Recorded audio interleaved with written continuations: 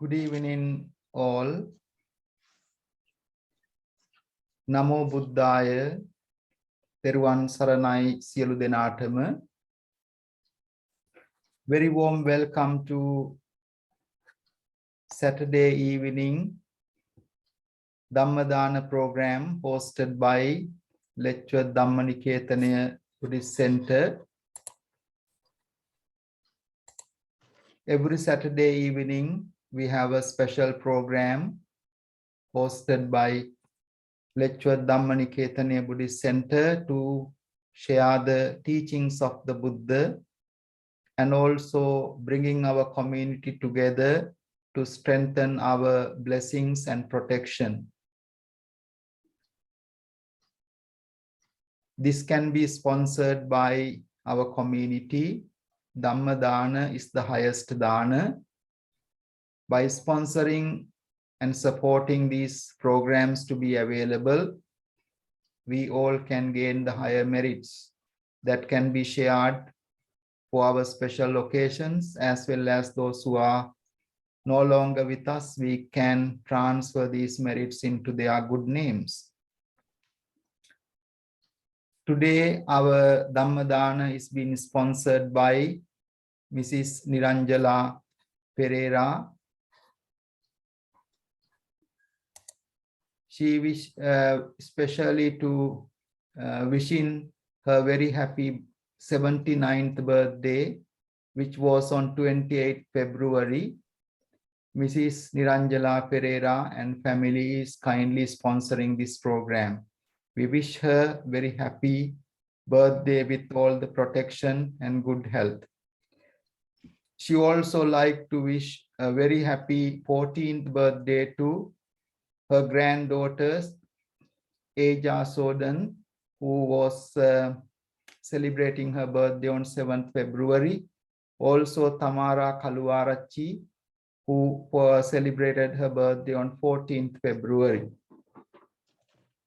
She would like to share the blessings for good health and success of the education of Marvin, Tamara, Ayjah and Maya and all the children. She also like to transfer the merits to beloved parents, late Mr. Bastian Fernando, Mrs. Somawati Fernando, beloved parents. Also sisters, Mrs. Sunimal Fernando, Mrs. Shivanthi Coory. Also brother, Mr. Lakshman Fernando.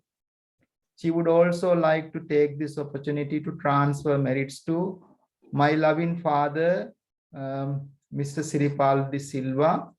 May they all departed relatives and friends share these merits and may they attain supreme bliss of Nibbana. She would like to share the blessings to all the venerable monks at Dhamma Nikethanaya Buddhist Centre, and may those monks and the community gain more strength to do more similar Dhammadana programs and share the blessings with the community. May all those who are suffering from COVID virus around the world be safe, recover speedily, and also progress into their normal livelihood in good health and protection. May the Triple Gem bless them all. That was the aspiration Mrs. Niranjala Perera and family would like to dedicate on this special occasion of the Dhammadana. We wish all their aspirations be fulfilled. Teruvan Saranai Sielu Denatama, Supurudu Paridi Sam Senasurada Dinakama Pavatwena, Dharmadaname Pinkamatai Oba Pahama Denama Sambandha Venne, Lecture Dhamma Nikethana Bauddha Madhyasthane Magin, Sam Senasurada Dinakama Pavattana, Dharmadaname Ashirwada Pinkama, Obatat, Dayakatwa Aragena Katayutu Karannata Puluwan, Dana Ataring Shrestama Dane, Usasma Dane Tamai Dharmadane, E Ashirwade Tamantat, Evagema Tamange Mia Paralavagi Nyatintat, Anumodan Kirimata, Udara Avasthavak හැටියට මේ සලකන්නට පුළුවන්කම තිබෙනවා.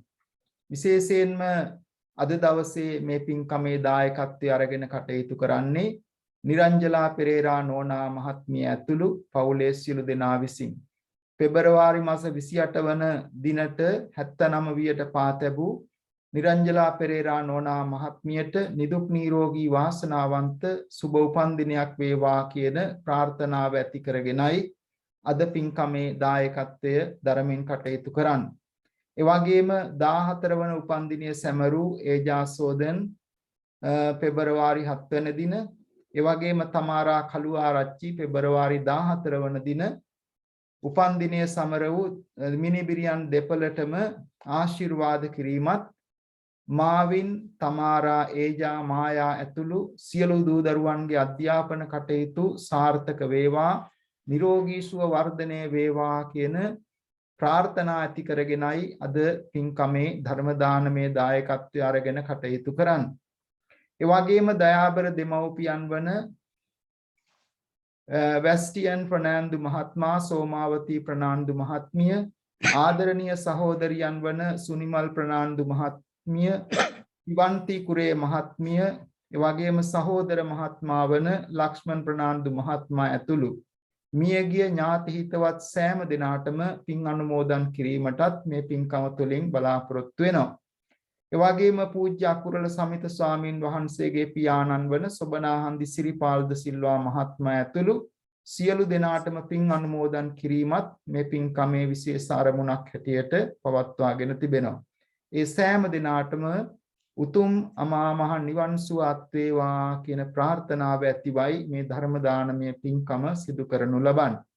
ඒ වගේම ලංකාවේ ලෝකවාසී සියලු දෙනාටම corona වෛරසයෙන් ආරක්ෂා වී ඉක්මන් සුවය සැලසේවා කියන ප්‍රාර්ථනාවත් ගරු අකුරල සමිත ස්වාමීන් වහන්සේ ඇතුළු ධම්ම නිකේතන විහාරස්ථානයේ වැඩ සිටින සියලුම ස්වාමීන් වහන්සේලාට දීර්ඝායුෂ නිරෝගී සුව ආරක්ෂාව ලැබේවා කියන ප්‍රාර්ථනාවත් තව තවත් මෙබඳු ධර්ම දානමය කටයුතු සිද්ධ කරන්නට ධෛර්ය ශක්තිය ලැබේවා කියන ප්‍රාර්ථනාවත් සැමට තුනුරුවන් සතු අනන්ත ගුණ බලයෙන් සිතක් ශාන්තියක්ම වේවා කියන ප්‍රාර්ථනා ඇති කරගෙනයි අද දවසේදී මේ පින්කමේ දායකත්වය අරගෙන කටයුතු කරන්නේ.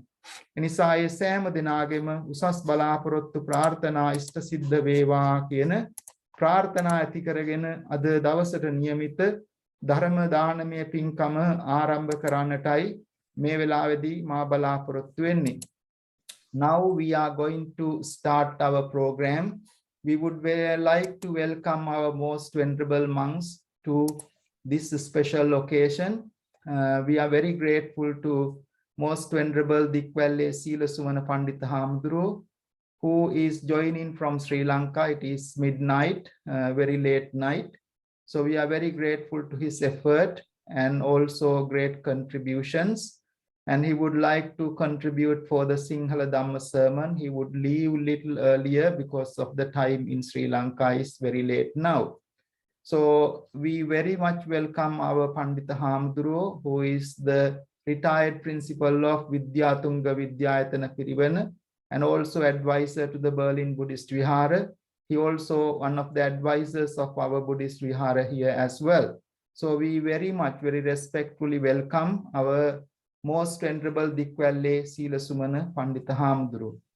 Now you can see we have another monk together with us these days. I would like very much to introduce our most venerable Dhammala Piyananda Pandita Hamduru.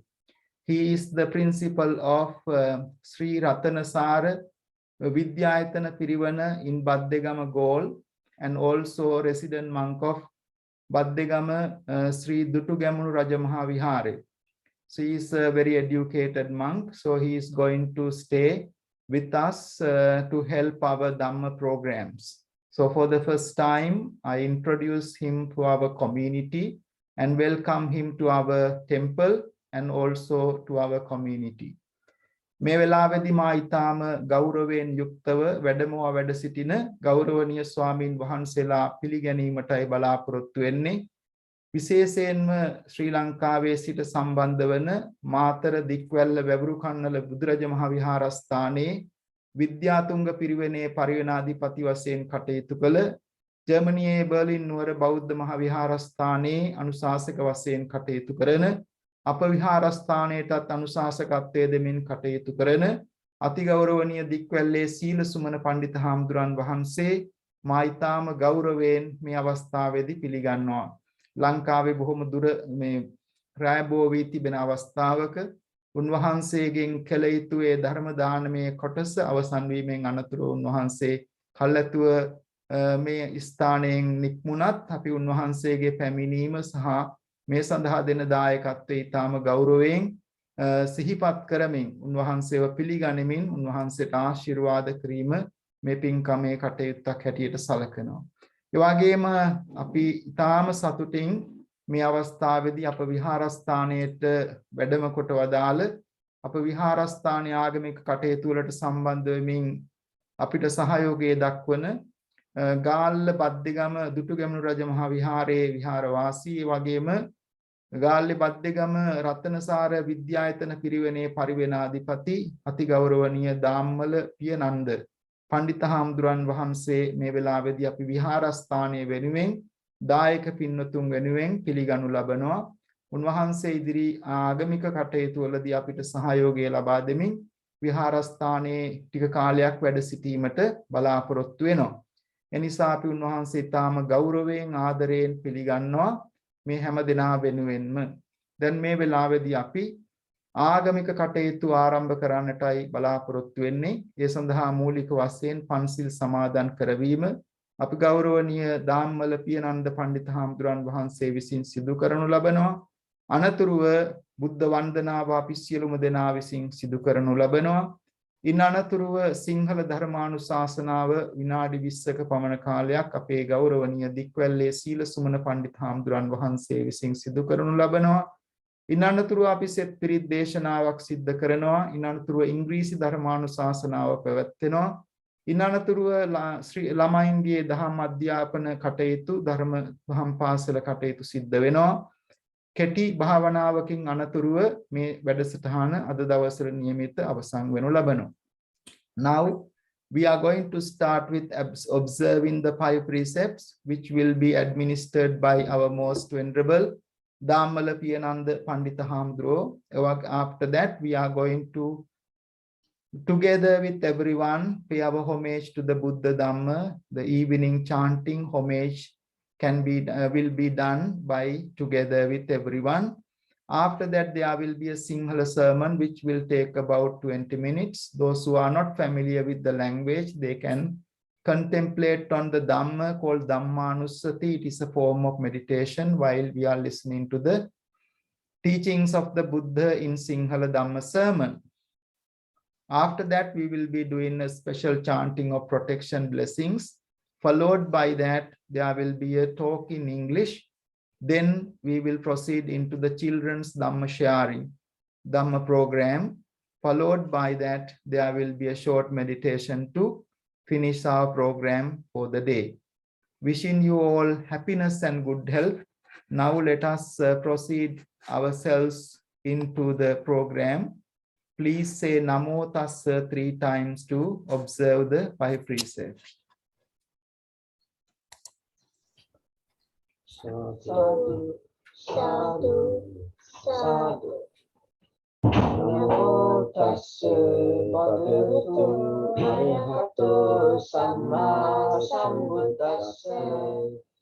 Namo tassa bhagavato arahato samma sambuddhassa. Namo tassa bhagavato arahato samma sambuddhassa. Buddhang saranang gacchami. Buddhang saranang gacchami. Dhammang saranang gacchami. Dhammang saranang gacchami. Sanghang saranang gacchami. Sanghang saranang gacchami. Tutiyampi buddhang saranang gacchami. Tutiyampi buddhang saranam gacchami. Yampi dhammang saranang gacchami. Tutiyampi dhammang saranam gacchami. Yampi sanghang saranang gacchami. Tutiyampi sanghang saranam gacchami. Yampi buddhang saranang gacchami. Tutiyampi buddhang saranam gacchami. Yampi dhammang saranang gacchami. Tutiyampi dhammang saranam gacchami. Yampi sanghang saranang gacchami. Tutiyampi sanghang saranam gacchami. Panatipata veramani sikkhapadang samadhiyami. Panatipata veramani sikkhapadang samadhiyami. Adinnādhāna veramani sikkhapadang samadhiyami. Adinnādhāna veramani sikkhapadang samadhiyami. Amesu micchāchārā veramani sikkhapadang samadhiyami. Kāmesu micchāchārā veramani sikkhapadang samadhiyami. Musāvādā veramani sikkhapadang samadhiyami. Musāvādā veramani sikkhapadang samadhiyami. Surāmeraya majjapamādaṭṭāna veramani sikkhapadang samadhiyami. Surameraya majjapamādaṭṭāna veramani sikkhapadang samadhiyami. Sadhu, sadhu, sadhu. Now we will pay our homage to the Buddha Dhamma Sangha together. හැම දෙනා එක්කම තෙරුවන් වන්දනාව සිද්ධ කරමු. නමෝ තස්ස භගවතු අරහතෝ සම්මා සම්බුද්දස්ස. නමෝ තස්ස භගවතු අරහතෝ සම්මා සම්බුද්දස්ස. නමෝ තස්ස භගවතු අරහතෝ සම්මා සම්බුද්දස්ස. ඉතිපිසෝ භගවා අරහං සම්මා සම්බුද්ධෝ විඤ්ඤාචරණ සම්පන්නෝ සුගතෝ ලෝකවිදු අනුත්තරෝ පුරිස ධම්මසාරති. සත්තා දේව මනුස්සානං බුද්ධෝ භගවාති. බුද්ධං ජීවිතං යාව නිබ්බානං සරණං ගච්ඡාමි. ස්වාක්ඛාතෝ භගවතා ධම්මෝ සම්දිත්තිකෝ අකාලිකෝ එහි පස්සිකෝ ඕපනයිකෝ පච්චත්තං වේදිතබ්බෝ විඤ්ඤෝහිති. ධම්මං ජීවිතං යාව නිබ්බානං සරණං ගච්ඡාමි. සුපටිපන්නෝ භගවතෝ සාවක සංඝෝ. උජුපටිපන්නෝ භගවතෝ සාවක සංඝෝ. ඥාය පටිපන්නෝ භගවතෝ සාවක සංඝෝ. සාමීචි පටිපන්නෝ භගවතෝ සාවක සංඝෝ. යතිදං චත්තාරි පුරිස යුගානි අට්ඨ පුරිස පුග්ගලා ඒස භගවතු ශාවක සංඝෝ ආහුනේයෝ පාහුනේයෝ දක්ඛිනේයෝ අංජලි කරණීයෝ අනුත්තරං පුඤ්ඤක්ඛෙත්තං ලෝකස්සාති සංඝං ජීවිතං යාව නිබ්බානං සරණං ගච්ඡාමි වන්දාමි චේතියං සම්බං සම්බදානේ සුපතිට්ඨිතං සාරීරික ධාතු මහා බෝධින් බුද්ධ රූපං සකලං සදා යස්ස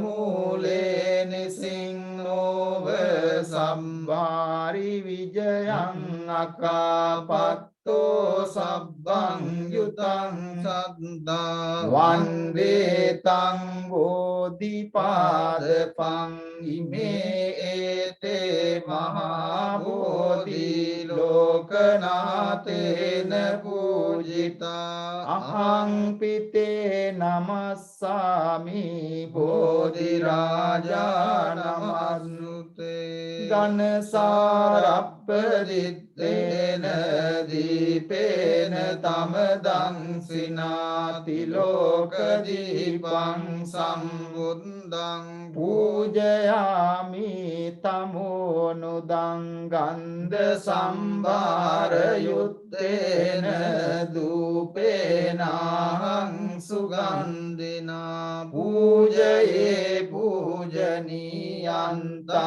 පූජා භාජන උත්තමං වන්න ගන්ධ ගුණෝපේතං ඒතං කුසුම සන්ත පූජයාමි මුනිං දස්ස සිරිපාද සරෝරුගේ පූජේමි බුද්ධං කුසුමේන නේන පුඤ්ජේන මේතේන ලබාමි මොක්ඛං පුප්පං මිලායාති යතයි ධම්මේ කායෝ තථායාති විනාශමාවං සුගන්ධං සීතලං කප්පං පසන්න මధుරං සුභං පානීය මේතං භගවා පතිගන්හාතු උත්තම අදිවාසේතුනෝ බන්තේ පුගිලාන පච්චයං ඉමං අනුකම්පං උපාදාය පතිගන්හාතු උත්තම අදිවාසේතුනෝ බන්තේ සබ්බං සද්දාය පූජිතං අනුකම්පං උපාදාය පතිගන්හාතු උත්තම කායේන වාචා චිත්තේන පමාදේන මයා කතං අච්චයං කමමේ බන්තේ භූරි පඤ්ඤ තථාගත කායේන වාචා චිත්තේන පමාදේන මයා කතං අච්චයං කමමේ ධම්ම සම්දිට්ඨික අකාලික කායේන වාචා චිත්තේන පමාදේන මයා කතං අච්චයං කමමේ සංඝ සුපටිපන්න අනුත්තර ඉමිනා පුඤ්ඤ කම්මේන මාමේ බාල සමාගමෝ සතං සමාගමෝ තු යාව නිබ්බාන ආකාසට්ටා ච බුම්මට්ටා දේවානාගා මහිද්దికා පුඤ්ඤන්තං අනුමෝදිත්වා චිරන් රක්ඛන්තු ලෝක සාසනං ආකාසට්ටා ච බුම්මට්ටා අට්ඨා දේවානාගා මහින්దికා පුඤ්ඤන්තං අනුමෝදිත්වා චිරන් රක්ඛන්තු දේශනං ආකාසට්ඨා ච බුම්මට්ඨා දේවානාගා මහින්దికා පුඤ්ඤන්තං අනුමෝදිත්වා චිරන් රක්ඛන්තු මං පරන්ති ඉදං මේ ඥාතිනං හෝතු සුඛිතා හොන්තු ඥාතයෝ ඉදං මේ ඥාතිනං හෝතු සුඛිතා හොන්තු ඥාතයෝ ඉදං මේ ඥාතිනං හෝතු සුඛිතා හොන්තු ඥාතයෝ සාදු සාදු සාදු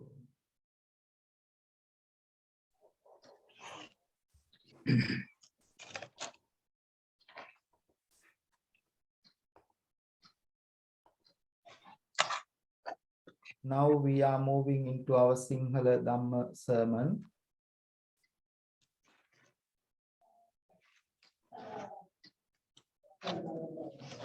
Those who are not familiar with the language, they can sit in meditation for 20 minutes with the intention that listening to the Dhamma is a form of meditation called Dhammanussati.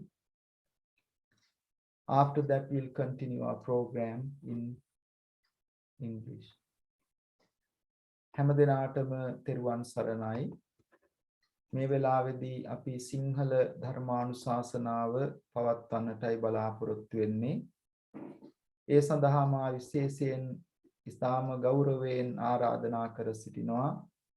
අතිගෞරවනීය Dikwella Matara වැවුරු කන්නල බුදුරජ මහ විහාරස්ථානයේ විද්‍යාතුංග පිරිවෙනේ පරිවෙනාධිපති වශයෙන් කටයුතු කළ බර්ලින් බෞද්ධ විහාරයේ අනුශාසක වශයෙන් කටයුතු කරන අප විහාරස්ථානයේ අනුශාසක වශයෙන් කටයුතු කරන අතිගෞරවනීය දික්වැල්ලේ සීල සුමන පඬිත හාමුදුරුවන්ට අද දිනේට නියමිත සිංහල ධර්මානුශාසනාව පවත්වන ලෙස සියලු දෙනාම ආරාධනා කිරීමක් වශයෙන් ධර්ම ගෞරවයෙන් යුක්තව සාදුකාර පවත්වමින් ධර්ම ශ්‍රවණය කරමු. තෙරුවන් සරණයි. නමෝ තස්ස භගවතු අරහතෝ සම්මා සම්බුද්දස්ස ගෞරවනීය ආම්දුරන් වහන්සේ දයාබර දූ දරුවනි දෙමාපියනි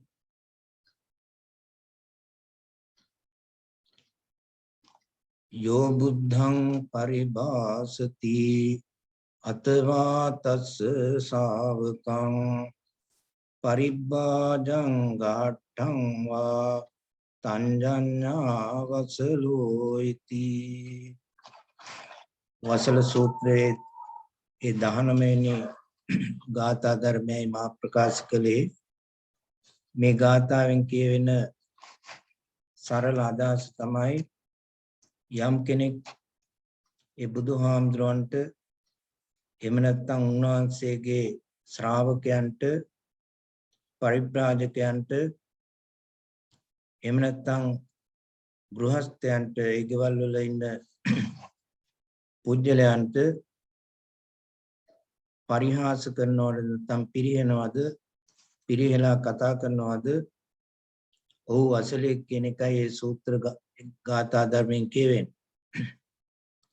බුදුහාමුදුරන්ගේ ගුණ දැන දැන මේ මිත්‍යා දෘෂ්ටිකයන් ඒ ගුණ සංගවන්නට උත්සාහ කළ බව අපට ඒ ශාසන ඉතිහාසයේ කතාන්තර වලින් පැහැදිලි වෙනවා. දේවදත්ත වගේ බුද්ධ ශ්‍රාවකයෝ ඒ බුදුහාමුදුරන්ගේ ගුණ ප්‍රකාශ කරන්නට මැලි වුණු බව ඒ ශාසන ඉතිහාසයේ කතාන්තර වලින් පැහැදිලි වෙනවා. මේ විදිහට වුන් කටයුතු කළේ බුදුහාමුදුරන්ගේ ගුණ කීමෙන් ඔවුන්ගේ මිත්‍යා දර්ශන පතුරවන්නට බාධාවක් කරන නිසා. ඒ වගේම තවත් සමහරුන් ඒ බුදුහාමුදුරන්ගේ ගුණ ඔවුන්ට ප්‍රත්‍යක්ෂ නැති නිසා දොස් කියන්නට පටන් ගත්තා. බුදුහාමුදුරෝ විතරක් නොවේ සාමාන්‍ය පුජ්‍යලයන් පවා ඒ ගුණ නුවණ ගැනවත් හරි වැටහීමක් නැතිව ඇතම් පුජ්‍යලයෝ බුදුහාමුදුරන්ගේ සර්වඥ භාවය ගැන දොස් කියන බව, දොස් කියූ බව ඒ කතාන්තර වලින් පැහැදිලි වෙනවා. ඒ වගේම උන්වහන්සේගේ සර්වඥ භාවය ගැන සැක පහළ කරලා තියෙනවා. ඒක වසල ගතියක් ඇටියටයි මේ වසල සූත්‍ර දේශනාවේ දක්වලා තියෙන්නේ. ඒ වගේම භික්ෂුන් වහන්සේලාට වැඳුම් පිදුම් කරන්න එපා කියලා. ඒ වගේම ඒ භික්ෂුන් වහන්සේලා දුස්සීලයන් ඇටියට දන් දීමෙන් ඇති ඵලය කුමක්ද කියලා සමහරු ප්‍රශ්න කළා. ඒ වගේම බුද්ධ ශ්‍රාවකයන්ට නිග්‍රහ කිරීම වසල ගතියක් ඇටියට පැහැදිලි කරලා තියෙනවා. ඒ දුස්සීල පැවිද්දෙකුට ගරහන එක සුදුසු කාර්යයක් නොවන බව අපට ධර්මය අනුව පැහැදිලි වෙනවා. එහෙම කරන එක එකාතකින් ආර්යෝපවාදයට වැටෙන්න පුළුවන් බවයි දක්වන්නේ. සෝවාන් මාර්ගයේ ඉඳලා අරහත් ඵලයේ දක්වා වන අෂ්ට පුජ්‍යල කොට්ටාසයන් ආර්ය නමිනුයි හඳුන්වලා තියෙනවා. ඒ වගේම ආර්යෙකුට ගරහන එක, නින්දා කරන එක ආර්යෝපවාද පාප කර්මයක් හැටියට තමයි අපේ ධර්මයේ විස්තර කරලා තියෙන්නේ. බුදුහාමුදුරන්ට පවා අසත්පුරුෂයන් විසින් ඇනුම් බැනුම් වලින් තොරව වැඩවසන්නට නොහැකි වූ බව ඒ ශාසන ඉතිහාසයේ කතාන්තර වලින් තවදුරටත් පැහැදිලි වෙනවා. එහෙමනම් ඒ දුර්වල පැවිද්දන්ට ඒ වයින් කිසිම කොහොමවත් නිදහස් වෙන්නට බැරි බව අපට වර්තමාන සමාජයේ දිහා බැලුවොත් පැහැදිලි වෙනවා. බුදුහාමුදුරන්ගේ ආදර්ශය අනුව ක්‍රියා කළා කෝපයටපත් වෙන්නේ නැතුව ඉවසීමෙන් ඒවා කෙලවර කර ගැනීම තමයි නුවණට හුරුවන්නේ. ලෝකේ ඒ අසත්පුරුෂයන් බොහෝ විට පැවිද්දන්ට නොඑක ආකාරයෙන් ගර්හනා කරනවා, චෝදනා කරනවා. ඒ චෝදනා කිරීම තුළින්, අපහාස කිරීම තුළින් ඒ පුජ්‍යලයන්ගේ අශීලාචාරකම ලෝකයට ප්‍රදර්ශනය කරනවා. ඒක එකාතකින් ඒ අපහාසයේ යහපතක් ලෙස අපිට සලකන්නට පුළුවන්කම තියෙනවා. ශාන්තිය පුරන්නට නැත්නම් ඉවසීම පුරන්නට ඒ වගේ පිරිසක් සිටීම වැදගත් වෙනවා. ඉවසීම නිසා නැත්නම් ඉවසීමෙන් යුක්තව කටයුතු කිරීම ශාන්ති පාරමිතාවට නැත්නම් කාන්ති පාරමිතාව පිරීමට ක්‍රමයක් ඇටියටයි අපේ ධර්මයේ දක්වලා තියෙන්නේ. බුදු ගුණ මෙනෙහි කිරීම තුළින් රාග, ද්වේෂ, මෝහ කියන ඒ සිතිවිලි පහ වෙලා යනවා කියන එක තමයි ධර්මයෙන් අපට වටහා ගන්නට පුළුවන් වන්නේ. එවැනි පුජ්‍යලෙක් නිරන්තරයෙන්ම ප්‍රීතිමත්වයි ජීවත් වෙන්නේ. ඒ පුජ්‍යලයාගේ කායික වශයෙන් සැහැල්ලු බවක් ඇති වෙනවා. නිරන්තරයෙන්ම බුදු ගුණ මෙනෙහි කරන පුජ්‍යලයාගේ කායික සැහැල්ලුතාවක් ඇති වෙනවා. ජීවිතේ බොහෝ දේවල් වලින් ඒ අපේක්ෂා කරන දේවල් ඉෂ්ට කර ගන්නට පුළුවන්කම ලැබෙනවා. ඒ වගේම ඊටත් වඩා වැදගත් වෙනවා ශ්‍රද්ධාවෙන් යුක්තව ඒ බුදුහාමුදුරන්ගේ, උන්වහන්සේගේ ශ්‍රාවකයන් වහන්සේලාගේ දැකීම උතුම් ලක්ෂණයක් ඇටියට තමයි අපේ ධර්මයේ විස්තර කරලා තියෙන්නේ. ඒකට හේතුව තමයි ඒ කිසිදු අපේක්ෂාවකින් තොරව සැනසීමක් ලබා ගන්නට හැකියවීම නිසා. ශ්‍රද්ධාවෙන් තොරව මේ ධර්ම මාර්ගයේ ගමන් කරන්නට බැරි බව අපට ධර්මයෙන් විස්තර කරලා තියෙනවා. ආර්යයන් වහන්සේ පිදීම උතුම්ම පූජාවක් විදියට දක්වන්නට පුළුවන්.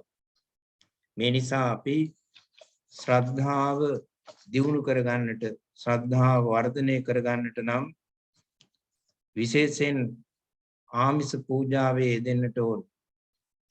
ඒ ආමිස පූජාව කියලා කියන්නේ බුදුහාමුදුරුවෝ දැකීමට, උන්වහන්සේගේ ධර්මය ශ්‍රවණය කරන්නට, ඒ ඉගෙන්වීම් පිළිපදින්නට, උන්වහන්සේට උපහාර දක්වන්නට අවස්ථාවක් බවට අපි පත් කරගන්නට ඕන. ගහක අරටුව පවතින්නේ ගසේ පොත්ත පැවතුනොත් පමණයි. ප්‍රතිපත්ති පූජාව නැමැති අරටුව පෝෂණය වෙන්නේ ආමිස පූජාවෙන් බව පැහැදිලි.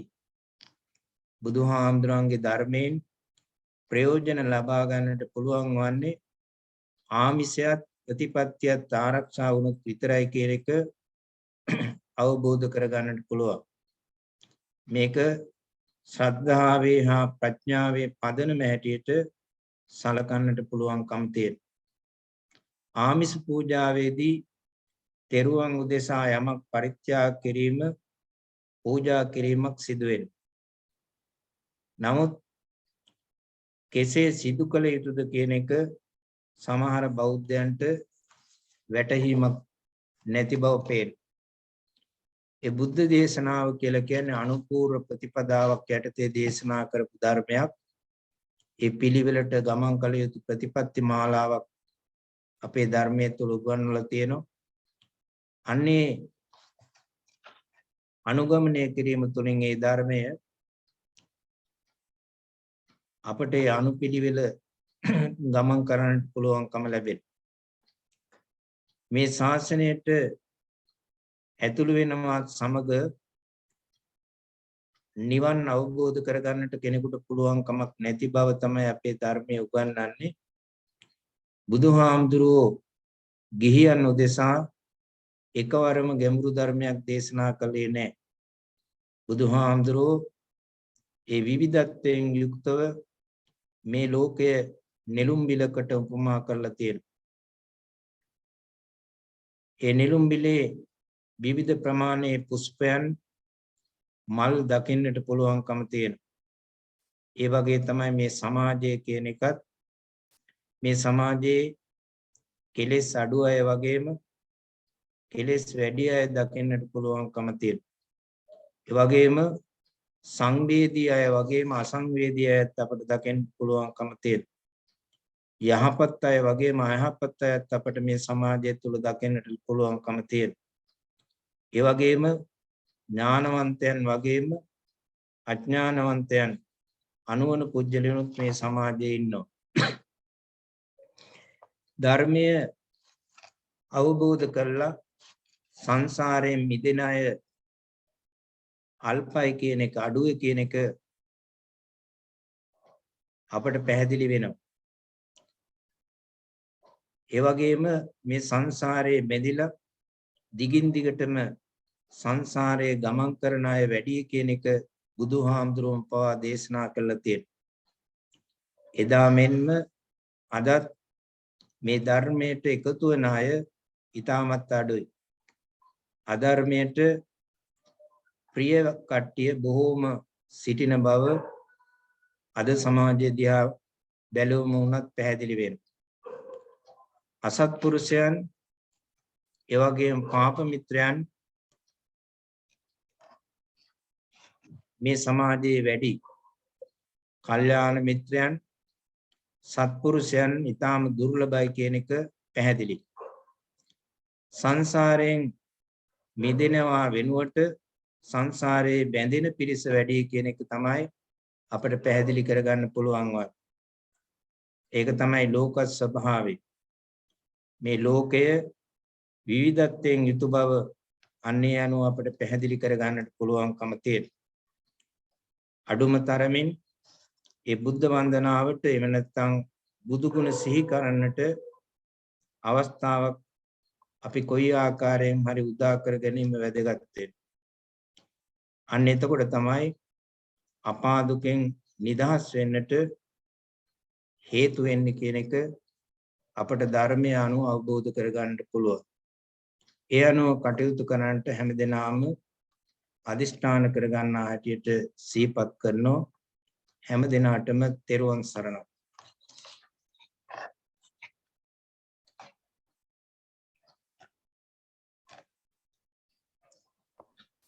සාදු සාදු සාදු. අප කෙරෙහි අනුකම්පාවෙන් තාම ගෞරවයෙන් මේ අවස්ථාවට වැඩමවමින් අද දවසට නියමිත සිංහල ධර්මානුශාසනාව පවත්වනු ලැබුවේ මාතර දික්වැල්ල වැවුරු කන්නල බුදුරජ මහ විහාරස්ථානයේ විද්‍යාතුංග පිරිවෙනේ පරිවෙනාධිපති වශයෙන් කටයුතු කළ බර්ලින් බෞද්ධ විහාරයේ අනුශාසක වශයෙන් කටයුතු කරන අතිගෞරවනීය දික්වැල්ලේ සීල සුමන පඬිත් හාමුදුරන් වහන්සේ අපි උන්වහන්සේටත් මේ අවස්ථාවේදී සෙත් ප්‍රාර්ථනා කරනවා නිදුක් නිරෝගී භාවය සැලසේවා කියලා. විශේෂයෙන් ලංකාවේ සිට මේ අවස්ථාවට සම්බන්ධ වීම පිළිබඳව නිසා මේ රැස් කරගත් ආශිර්වාදයේ විශේෂයෙන් අද දවසේ උපන්දිනය සිහිපත් කරමින් මේ ධර්ම දානමේ පින්කමේ දායකත්වයේ දරන නිරංජලා පෙරේරා නෝනා මහත්මියටත් ඒ පවුලේ සියලු දෙනාටමත් සෙතක් ශාන්තියක් සැලසේවා. මිය පරලොව ගිය දයාබර දෙමව්පියන් ඥාතීන් හැම දිනාටම මේ පින් අනුමෝදන් වේවා. සෑම දිනාටම ලෝවැසි නිදුක් නිරෝගී භාවය සැලසේවා කියලා ප්‍රාර්ථනා කරමින් අද දවසට නියමිත සිංහල ධර්මානුශාසනාව අවසන් කරනු ලබනවා. හැම දිනාටම තෙරුවන් සරණයි. අපේ හඳුරෝ බොහොම පිං.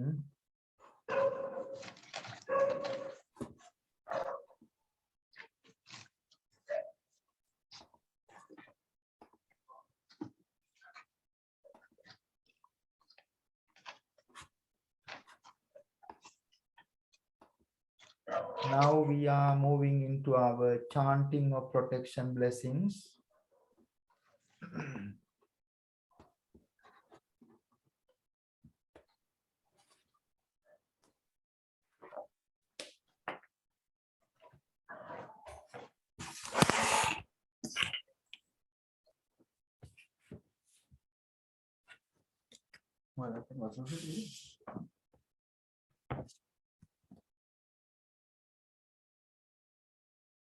Wishing everyone all the happiness and all the blessings. Now we are going to do the protection chanting blessings.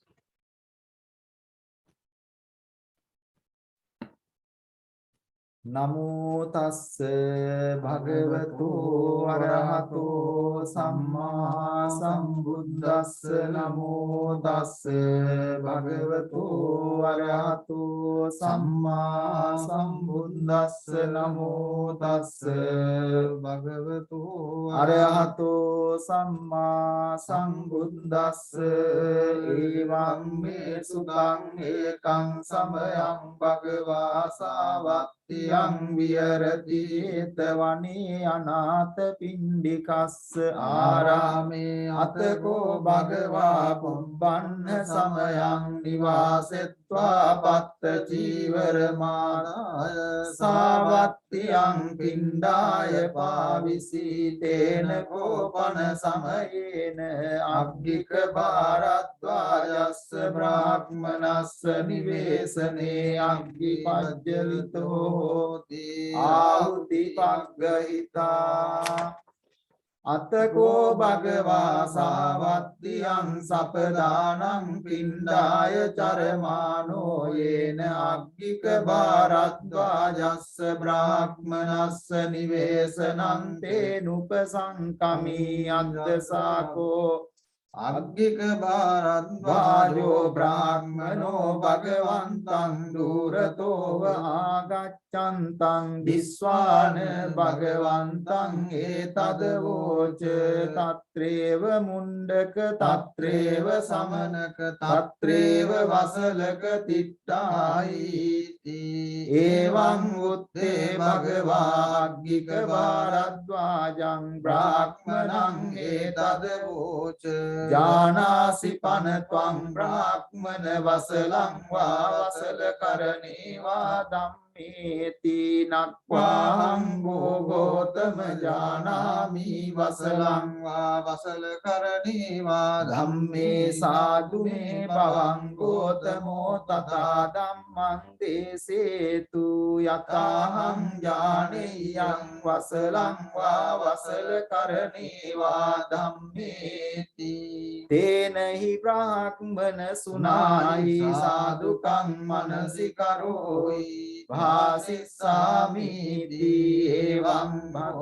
එවං බෝතිකෝ අග්ගික භාරද්වාජෝ බ්‍රාහ්මනෝ භගවතෝ පච්චස්සෝසි භගවායේ තදවෝච කෝදනෝ උපනාහිච පාපමක්කීච යෝ නරෝ විපන්න දිට්ඨි මායාවී තංජඤ්ඤා වසලෝ ඉති ඒකජං වා විජං වාපි යෝදපානානි හිංසති යස්ස පානේ තයානත්ති තංජඤ්ඤා වසලෝ ඉති යෝ හන්ති පරරුන්දති ගාමානි නිගමානිච නිග්ගාකෝ සමඤ්ඤාතෝ තංජඤ්ඤා වසලෝ ඉති කාමේ වායදි වාරඤ්ඤේ යං පරේ සම්මමායිතං තේයා දින්නම් ආදියති තංජඤ්ඤා වසලෝ ඉති යෝ හවේ ඉනමාදාය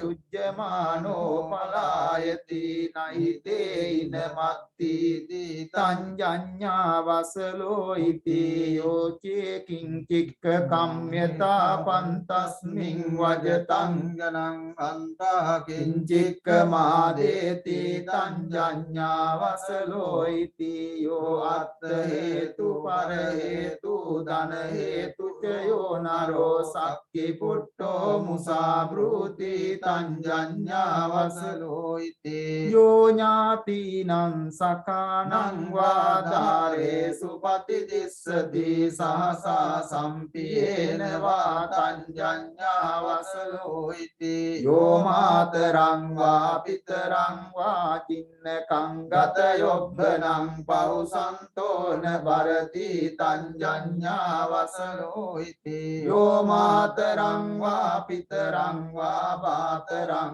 භගිනින් සසුං හන්ති රෝසේති වාචාය තංජඤ්ඤා වසලෝ ඉති යෝ අන්තං පුජ්ජිතෝ සන්තෝ අනත්ත මනුසාසති පටිච්චන්නේන මන්තේති තංජඤ්ඤා වසලෝ ඉති යෝ කତ୍වා පාපකං කම්මං මාමඤ්ඤඤ්ඤාති ඉච්ඡති යෝ පටිච්චන්න කම්මන්තෝ තංජඤ්ඤා වසලෝ ඉති යෝ වේ පරකුලං ගන්්වා බුද්ධාන සුචි භෝජනං ආගතං නපටි පූජේති තංජඤ්ඤා වසලෝ ඉති යෝ බ්‍රාහ්මනං වා සමනං වා අඤ්ඤං වාපි වනිබ්බකං මුසාවාදේන වංජේති තංජඤ්ඤා වසලෝ ඉති යෝ බ්‍රාහ්මනං වා සමනං වා බත්ත කාලේ උපට්ඨිතේ රෝසේති වාචානච දේති තංජඤ්ඤා වසලෝ ඉති අසතං යෝධ පබ්‍රෝති මෝහේන පරිකුණ්ඨිතෝ කිංචික්ඛං නිජිගිස්සානෝ තංජඤ්ඤා වසලෝ ඉති යෝ චත්තානං සමුක්ඛංසේ පරංච මවජානති නිහිනෝ සේන මානේන tanjanya vasalo iti rosako kadariyo che papicho machari sato ahiriko anuttappi tanjanya vasalo iti yo buddhang paribhasati atva tassa savakang paribbhajang gahattang va tanjanya vasalo iti yo ve anaraha santo arahang patijanati choro sabbrahma ke loke esako vasaladamo ete ko vasala buddha maya vo ye pakasita na jajja vasalo ti na jajja hoti brahmano kammana vasalo ti kammana hoti brahmano tadamina pivijanata yata medang nidassanang candala putto sopako matango iti visuto soyasang paramang patto matango yang sudullabang aganyum tassu pattanang kattiya brahmana bahu so devayana maruya virajanso padang kamaragang virajitva brahmalokupago ahu nanang jati nivaresi brahmalokupapattiya ajjayaka kule jata brahmana bandhamatduno teja papesu kammesu abhinna mupadissare ditteva dhamme garaya samparayeva duggating nate jati nivareti duggacca garahaya vana jajja vasalo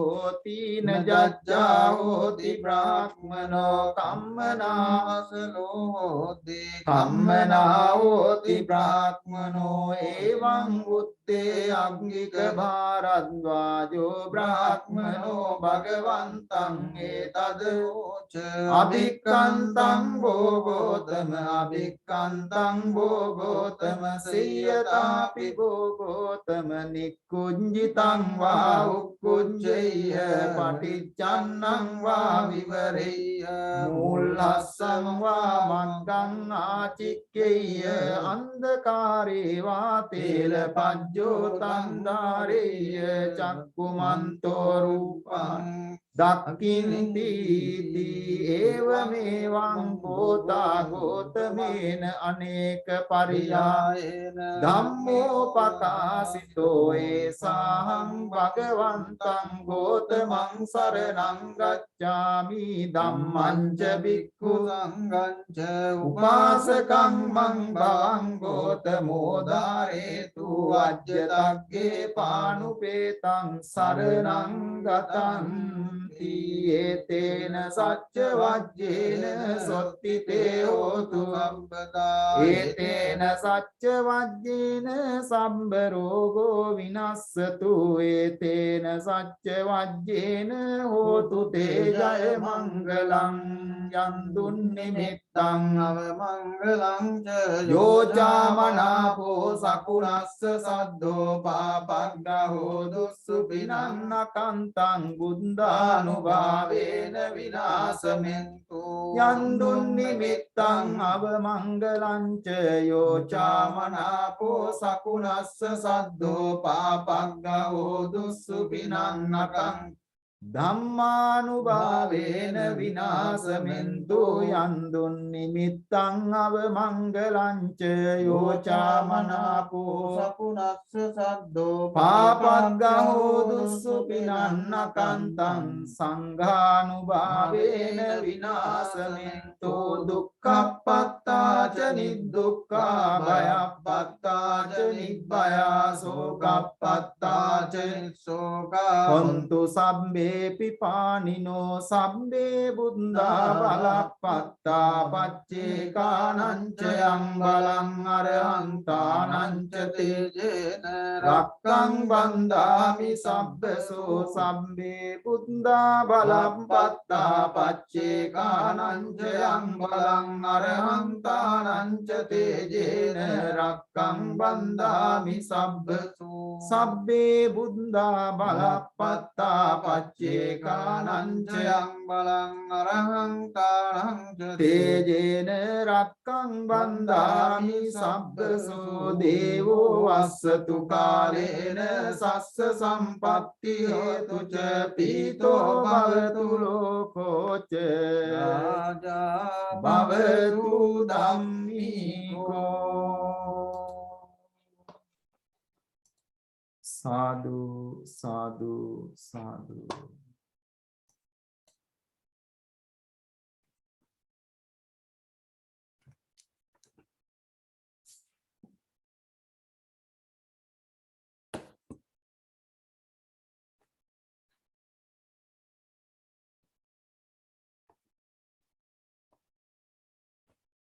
Now we are moving into our Sinhala Dhamma, English Dhamma sermon.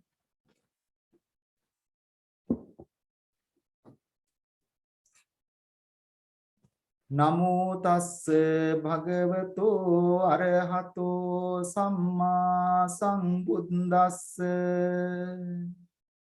Homage to the Blessed One, Supremely Enlightened Lord Buddha. Yo buddhang paribhasati atava tassa savakang paribhajang gahattang va tanjanya vasalo iti. Dear respected venerable monks, with the permission of the venerable monks, dear devout friends in the Dhamma, today, as usual on the Saturday evening Dhamma Dana program, we are listening to the English Dhamma sermon. We have been conducting a series of Dhamma talks based on particular discourses. During these days, we are going through the discourse called Vasala Sutta, the discourse on outcast. This also known as Aggika Bharadwaja Sutta, the discourse delivered to the householder called Aggika Bharadwaja. Therefore, the discourse is also named in his name as well. This particular discourse includes in our protection book, Paritta book, and it has wealth of Dhamma teachings. We are very lucky in this series of talks. We were being able to share very valuable teachings of the Buddha that can be benefited for many aspects. If we want to have a successful, very accomplishing life, Buddha said that we need to fulfill two aspects of happiness. Those two aspects of accomplishment called Ditta Dhamma Sukha and Samparayika Sukha. Ditta Dhamma Sukha means we need to we need to make this very life progressing and has achieved something. That means you have benefited from the teachings of the Buddha in this very life.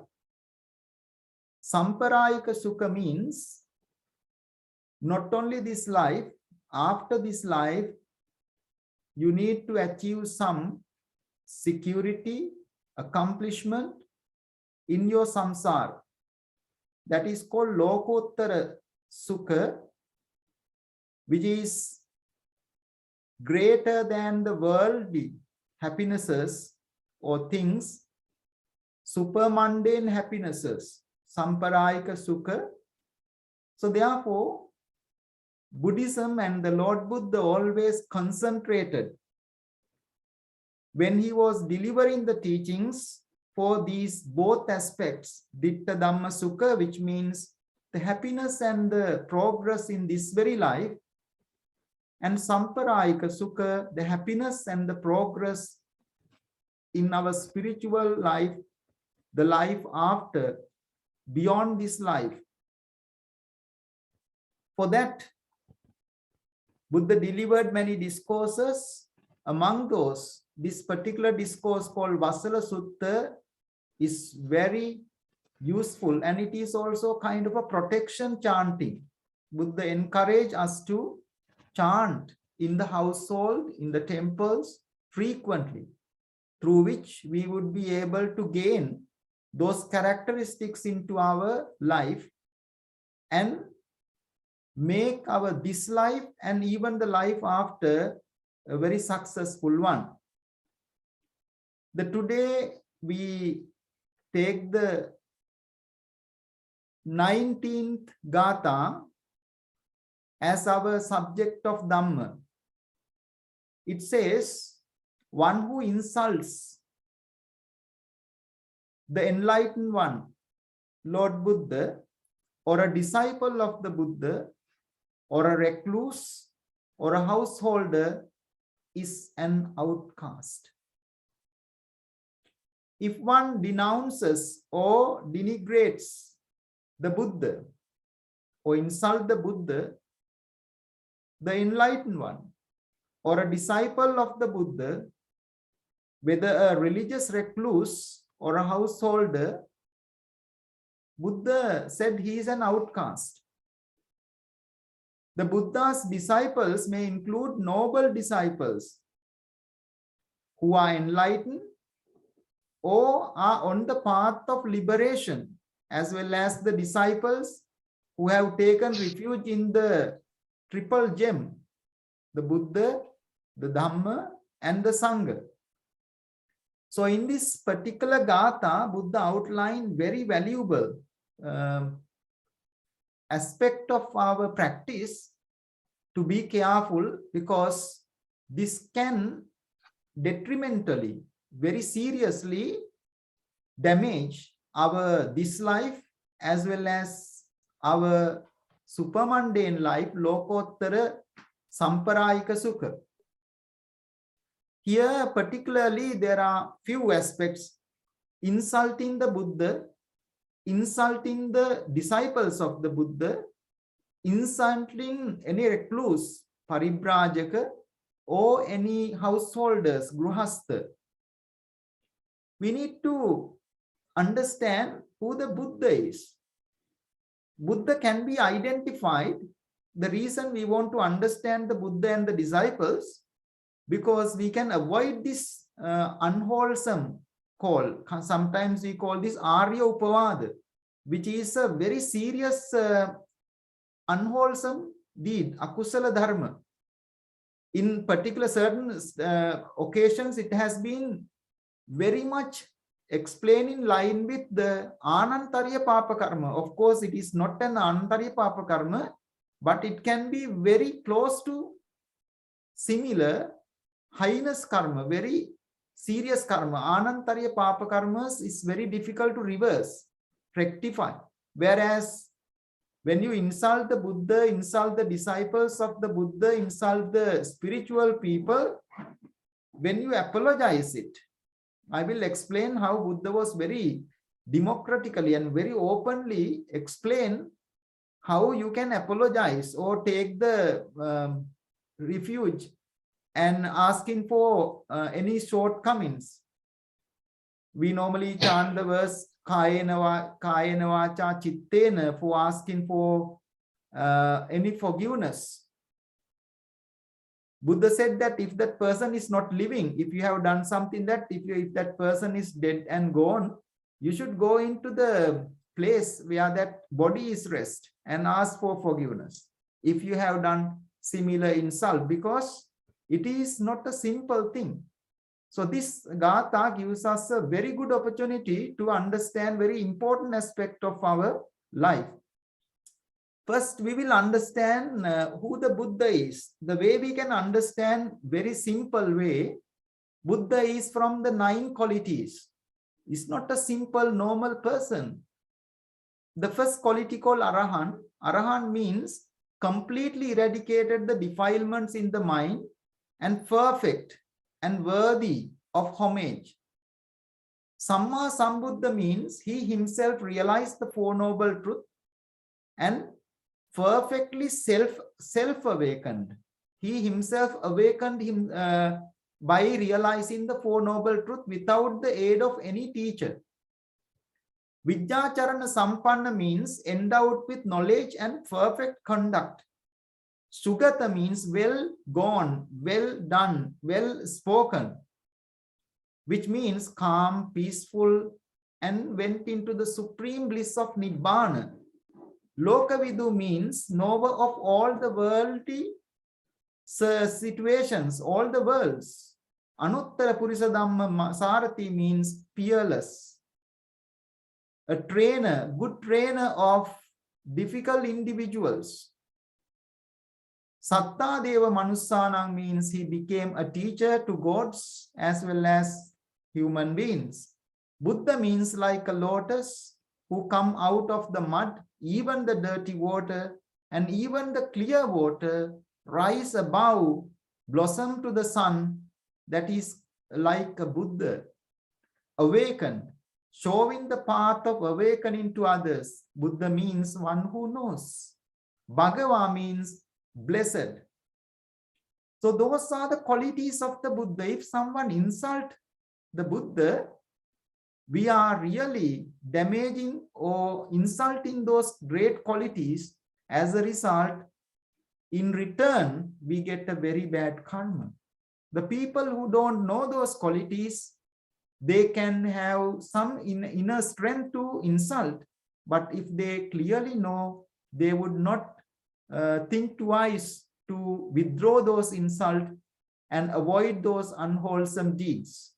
Then when we think of noble disciples, again this particular Gatha says, insulting noble disciples, disciples of the Buddha is also a very bad thing. It would make you an outcast.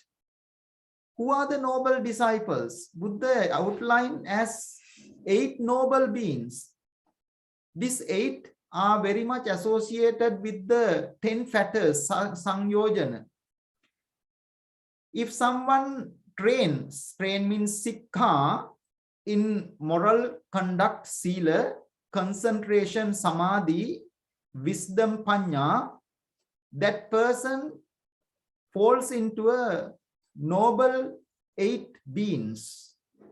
The 10 fetters are those defilements that bind beings to suffering in the round of rebirth. Very much similar to a yokes that bind an animal to a wagon. Karatte bendapu guna wage. So those are the Sangyojanas. These Sangyojanas has 2 aspects. One aspect called 5 lower fetters, they are called Oram Bhagya Sangyojana. The other one is called 5 higher fetters, Uddam Bhagya Sangyojana. Oram Bhagya Sangyojana, 5 lower fetters, Sakkaya Ditti, self-view, Vichikicca, doubt or hesitation or distrust, Silabbata Paramasa, attachment to moral precepts and religious practices which are not beneficial. Kama Raga means sensual lust, desire for pleasurable sights, sounds, smells, taste, tactile objects. Patiga means irritation, animosity, very serious anger. Those are the 5 lower fetters, Oram Bhagya Sangyojana. The higher fetters are Rupa Raga, attachment to fine materials, from attachment to 4 jhanas, delighting in the bliss and peace of these jhanas, desiring the fine material spheres, Rupa Bhava, and the other one is called Arupa Raga, attachment to immaterial, attachment to 4 Immaterial jhanas, desire for formless spheres called arupa bhava. The eighth one is mana, conceit, view of oneself as superior or equal or inferior to others. That's called mana. Uddacca means restless, mental disturbances, agitation. Avidya means ignorance, not knowing the truth, not knowing the law of cause and effect, not knowing the Four Noble Truth. So these 10 fetters, when somebody trains sikha to eliminate, they falls into 8 noble individuals, Atta Purisa Puggala. We also call them Dakkineya Puggala or Arya Puggala, noble disciples. They are always come in pairs. Therefore, these are 4 types. What are those 4 types? We normally call the Seka and Aseka. Seka means learners. Sekas are Saupadisesa Pudgala. Saupadisesa means those who are still having attachments or grasping. The Seka Pudgala, I'm just explaining you, the disciples of the Buddha, they are not simple people. If you insult them, because you might be doing it ignorantly, you might be doing with some other purposes, we are making a serious bad karma. So therefore, what are the Seka or learners, disciples? We call Saupadisesa Pudgala, those who are still have some defilements or grasping. Sotapanna. Sotapanna means stream enterer, those who walk the noble path truly and correctly. They have perfect moral conduct and adequate level of concentration and wisdom. They have abandoned the first 3 patterns, Sakkaya Ditti, Vichikicca, Silabbata, Paramasa. The second Seka Puggala is Sakadagami, once returner. Those who will return to this world one more time and eliminate all suffering.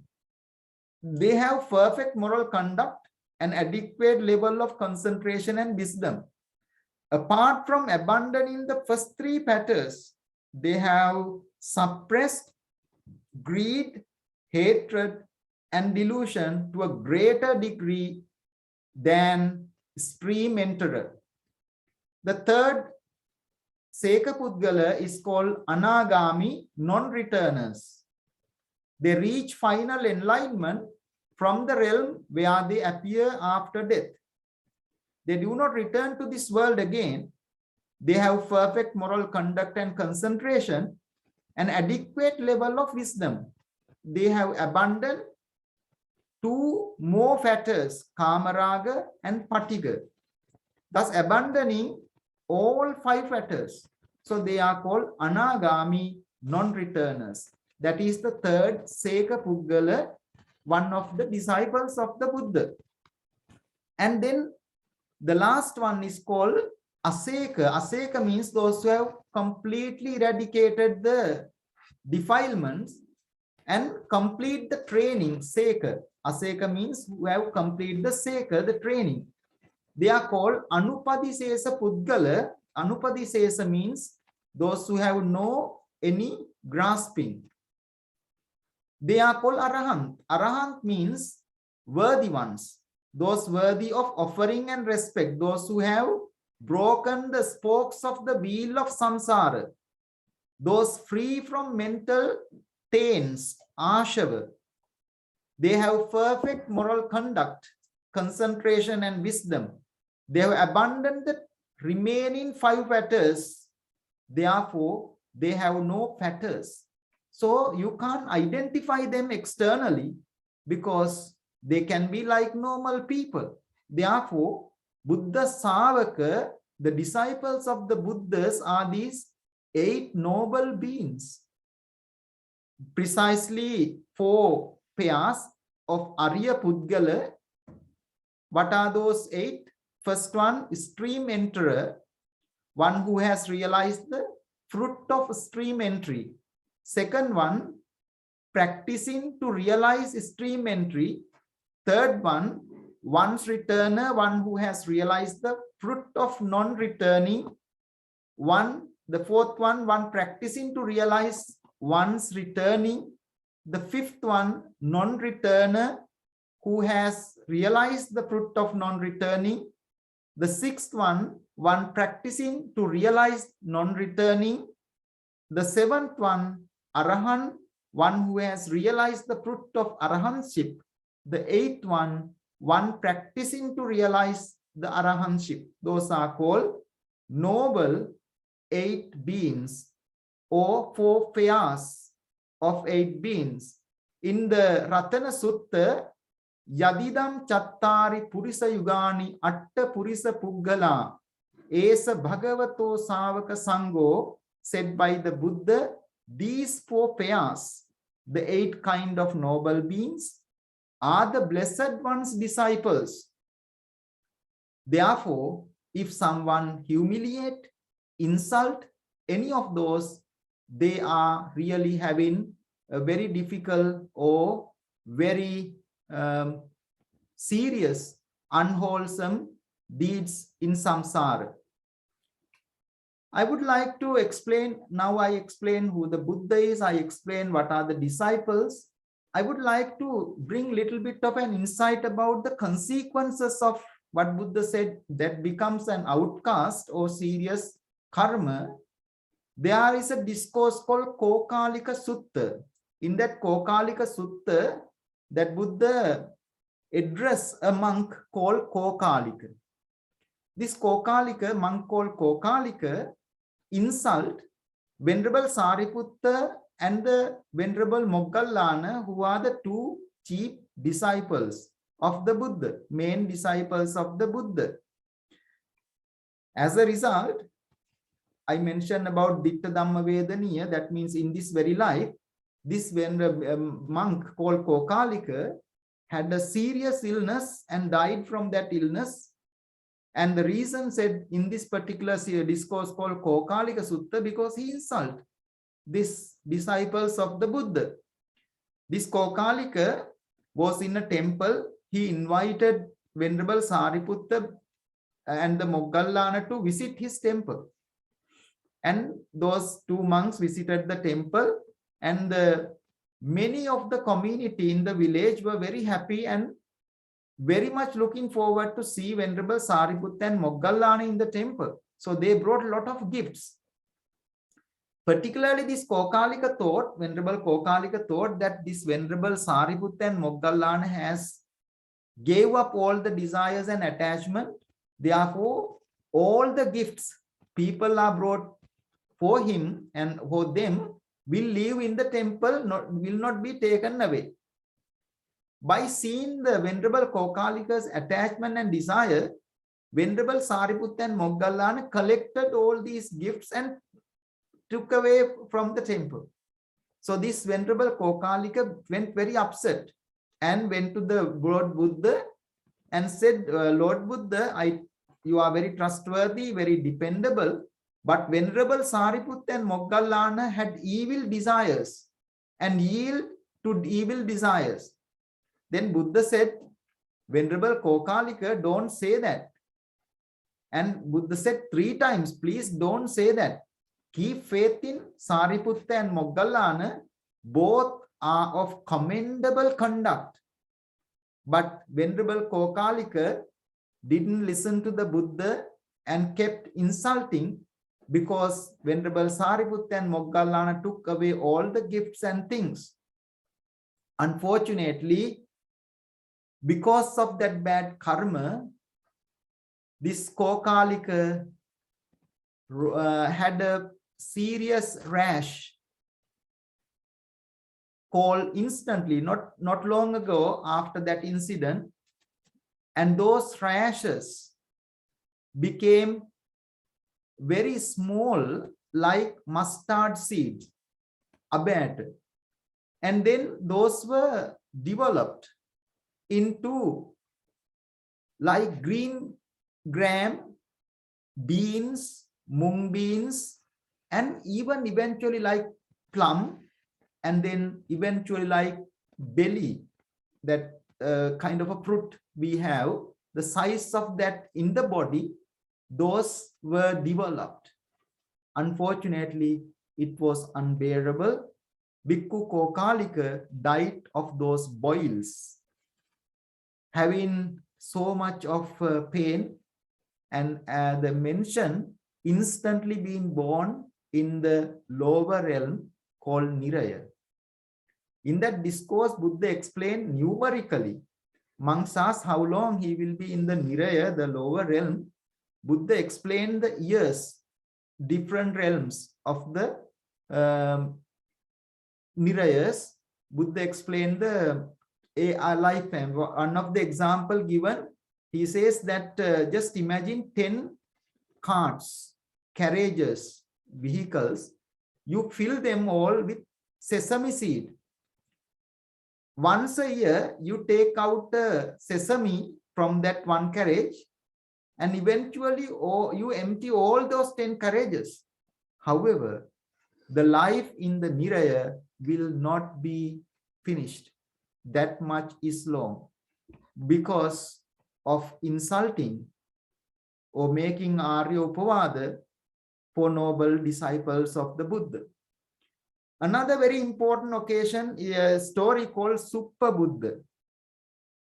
You may have heard the Suppa Buddha is the Sakyan king, and he was the father of Yasodhara and also Devadatta. He is the father-in-law of our Lord Buddha. He was very upset with the Lord Buddha. Why? Lord Buddha left his daughter, who was Yasodhara. Therefore, that he was very unhappy about it. Another thing was his son called Devadatta became a monk under the Buddha and eventually became the main opponent because the Venerable Devadatta was not given the right opportunity, right place that he deserved. Therefore, this Suppa Buddha, King Suppa Buddha, very upset about it. And one day, he got very drunk and blocked the Buddha's path, refusing Buddha to move in spite of the respected request of the monks. Monks asked him to move, but he did not. He blocked the road, did not allow the Buddha to walk. Buddha turned to Venerable Ananda. Buddha was smiling when he was insulting like that, and the Venerable Ananda, seeing Buddha smiling, inquire the reason for the smile, because Buddha doesn't smile quite often. Buddha said, because of this bad karma, insulting, disturbing the path of Enlightened One, this Suppa Buddha made a very bad karma. Within 7 days, he would go into a very serious karma called that the earth will split and take him into the Niraya or the Apaya. Somehow, King Suppa Buddha overheard this. What he did is, he advised all the people to close everything and went into a 7-story building and closed all the windows and gates so that nothing harm can come any near to him. He was on the day 7, on the first day, second day, third day was okay. But here comes the 7th day, may have been forgotten what Buddha said. In his kingdom, there was an elephant who was only can be controlled by this king. And this elephant went into the road and became very violent. Nobody could control that elephant. So the King Suppa Buddha forgot, by seeing the massacre, the dangers of causing this elephant, came down and down from this 7-story building. Soon he came to the earth. He had an accident and he died. This story says, because he insulted the Buddha, it happened so. Another gentleman called Supabuddha, not this one. He was living in Rajagaha, very poor person. He had also a rash, a whole body. Therefore, he is called Kushtarogya, leper. Poor leper. Everybody said to him leper because he had a rash and he was suffering from his whole life. He heard that there is a person called Buddha in the temple, and the Buddha gives wonderful teachings. By hearing this news, he wanted to go. When he was going there, Buddha was giving a Dhamma talk. He stayed very far away from the congregation because people can't bear the smell of his body. Somehow, even though he stayed at the very end of the congregation, he was able to realize the Dhamma, attain the Sotapan. And he was waited, everybody leave the Dhamma hall, because if he enters in, because he is having this very sad illness, everybody will feel very disgusting. Therefore, he waited, everyone leave the temple. After that, he went and pays his respect to the Buddha, bow down and pay and respect to the Buddha and thank Buddha for giving such a wonderful opportunity for him to understand the truth. He then went back to the road. Lord Sakka wanted to really test this gentleman whether he has got the firm faith of the Buddha. Lord Sakka came as a form of a very rich man and said, I will give you millions. You need to do me a favor. Go to the town and said, Buddha is not enlightened. Buddha is not a great teacher. Buddha doesn't know anything. He just mislead the people. Then this Kushtaroga, Supabuddha, called leper, said to this rich man, he was not really a human being, he was the Lord Sakka, came in the form of a rich man. He said, your money is just can be benefited for this life. Of course, I am a poor person. I am not interested about your money because I got a more wealth, more rich gift from the Buddha. How can I do that? Because I know the real qualities of the Buddha. Therefore, I would not do it. So the Sakka, the king of God, realized this person has really realized he's not just a fake or a superficial person. Went to the Buddha and explained this. But few minutes later, he had an accident. A cow, you know, in Indian society, there are cows on the street, killed him. He was not the only one killed by the cow. There was another four called Pukkusati, Bahya, Daruchiriya, and also Tamba Battika. Those four were killed by a cow. The reason for those four to be killed by a cow was a yakini, demon.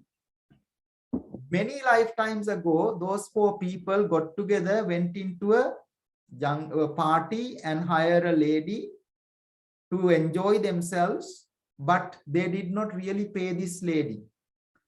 And instead of paying, they know that if they come back to the city, they have to pay it. So because of that, they killed that lady. When the lady was dying, she had a great anger and very strong intention. One day, I will take the revenge. As a result, this lady became a demon called Yakini and became a cow and killed all these four people, including the Supabuddha, Pukkusati, Bahya Daruchiriya, and Tambadatika. All these four were killed by a cow. That is another occasion for you to get an idea of this discourse, what it explained. Another disciple called, that's a lady called Kujjuttara. So the name was called Kudu Uttara, eventually became Kujjuttara. She is a very educated person, but born into a servant family. She was serving in the palace. The reason she became little short, one day in a previous life, she insulted a Pacceka Buddha, humiliated the Pacceka Buddha. As a result, she became kind of a bendy person, very short and ugly person. But because she was practicing teaching, she was able to realize the Dhamma and became one of the popular person in the Sasana as a disciple of the Buddha. Another lady called Punna, I would encourage you to read these stories. She also became a servant, but she was one of the very highest in the understanding of the Dhamma. But unfortunately, because of the bad karma, she was humiliating a disciple of the Buddha. She became a servant, a poor person. Another discourse in the Buddha is called Akkosa Sutta. Akkosa Sutta means the discourse about insult. One of the Brahmin called Akkosa Bharadwaja comes to the Buddha and very angrily humiliate, blame the Buddha. Buddha asks very quietly, Brahman, do you have friends or relatives or guests? If you go to them with some gifts, if they do not accept that, what would you do? The Brahmin said, I will take them back. I will keep them. I will have to bring it back. Then Buddha said similarly, I am not an angry person. I am not a person who insult others. Therefore, I would be not taking what you are given to me, so you would have to keep. By listening to this Bharadwaja became very pleased about the Buddha's qualities and became a disciple of the Buddha. In this Akkosa Sutta, Buddha explained 10 ways people can insult others. What are those? They can think of their nationality, Jati Akkosa. So they called, oh, you are a Sri Lankan, you are a Pakistan, you are an Indian. By nationality, people insult others. And sometimes they can insult by name. Oh, you are Karolis, you are Juanis, and likewise, somebody can humiliate by name because you have a funny name. And then another way, by Gotra. Gotra means because of the clan or some of the group of family you are belong to, or you are such and such a family person. Sometimes people can humiliate you because of the livelihood you're doing. Sometimes you may be a servant, sometimes you may be a cleaner, or you are a toilet cleaner, you are a pub cleaner. That way, people can insult. Sometimes Buddha says by skills. By skills means sometimes, people make their living by making clay pots, or you are a mati වැඩ කරන කෙනා, or you are a fisherman. By that way, people can be. Sometimes Buddha said because of the physical disability or physical illness, sometimes people can be humiliated, insult because of their gender, linga akkosa. And sometimes some people can insult by kilesa akkosa. That means you are a loba person, you are a kapati person, you are a peretya. That means the defilement, causing the defilements, people can insult. And also apatti akkosa, that means if somebody has done a wrong thing, that person can be insulted by reflecting that one. And finally, the 10th one, Buddha said, some people can insult by calling certain names, dog, cow, or a pig, and saying different animals' name, people can be insulted.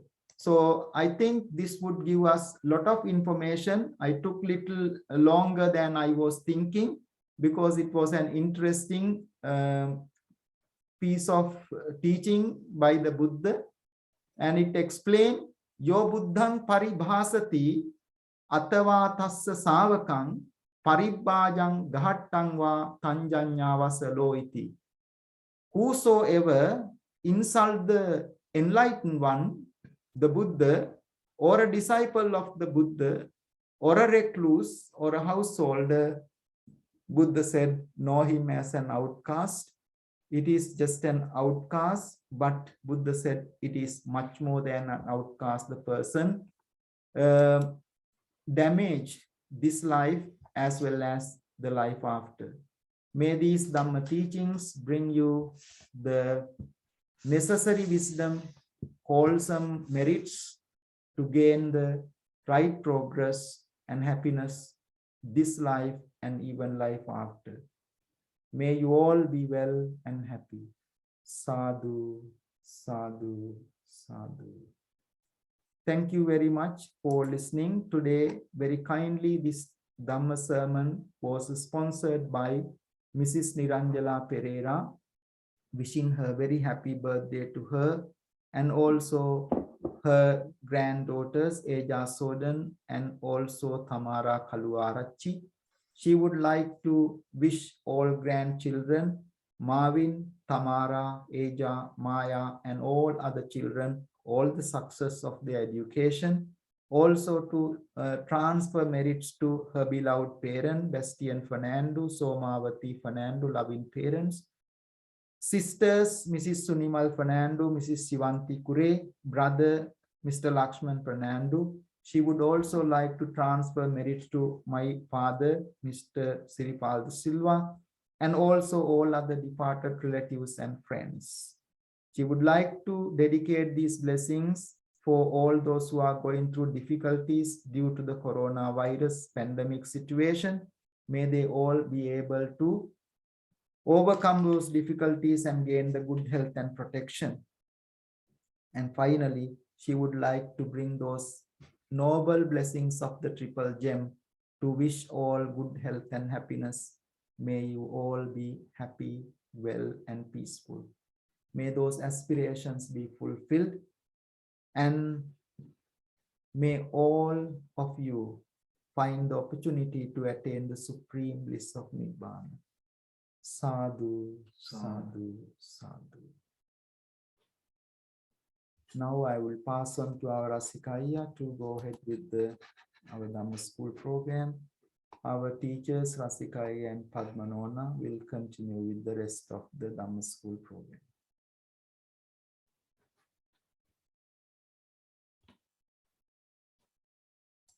Good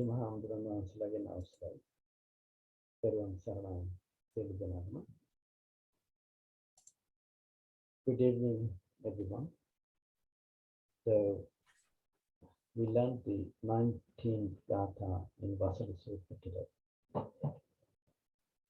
It sounds simple, but very important, which described that if you insult Buddha or any of his disciples, know him as an outcast.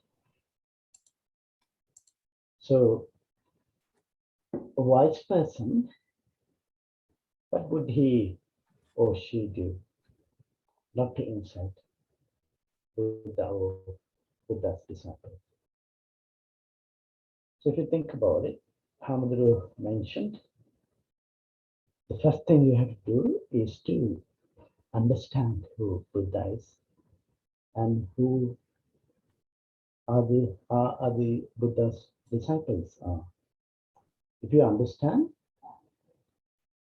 Buddha's qualities and the qualities of his disciples, you will never ever insult them. This is exactly what happened on the day Buddha went arms round and happened to be in front of Agigabhara's residence. So he did not know who Buddha was and any of Buddha's qualities. He shouted at Buddha, called Buddha an outcast. So when Buddha asked, do you know who outcast is? He didn't know. So Buddha started explaining to him who an outcast is. So this Gatha directly represents what he was doing that day. Getting angry, shouting at Buddha without knowing who Buddha is. So that's a good lesson for all of us to understand before opening our mouth to get angry with someone or insult someone in public. So Amaduru also said that there are 8 noble beings, and those are Buddha's disciples. And we can't, by looking at their physical appearance, we would not know that they are arahats or sowan or anagami. So how do you not insult someone, even if you are angry? Look how the said, Ivasila, be patient. How do you become patient? By learning Dhamma. And that is what exactly we are doing every Saturday. Learning Dhamma. To improve our patience.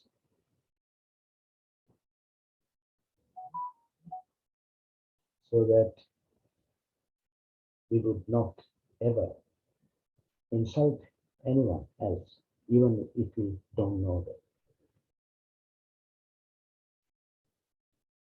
And Hamaduru also said that once you get to know Dhamma, you will develop the heartiest respect towards Buddha, Dhamma, and Sangha. That is called Shraddha.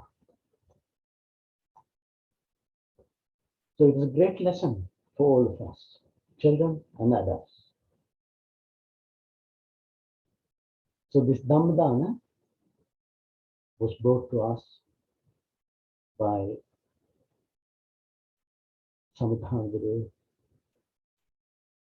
and mainly Vilasamana Hamguru and our new Hamguru. Forgive me, Hamguru, I can't remember the name. But may this Dhammadana, the blessings of this Dhammadana, bring all Hamguru in the temple good health and happiness.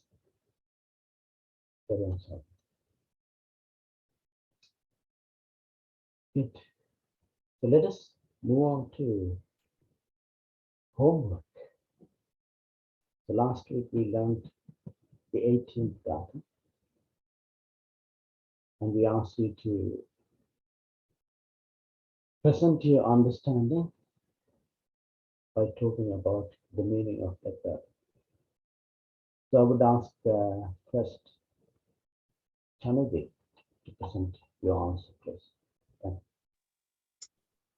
I'm going to recite the 80th Gatha of Vasala Sutta. Rosako kadariyocha Papicho machari sato ahariko anotapi tanjanya vasalo iti. Meaning of this stanza is, whosoever is given to anger is miserly, has base desires, and is selfish, deceitful, shameless, and fearless. Known him as an outcast. Tiruvan Saranai.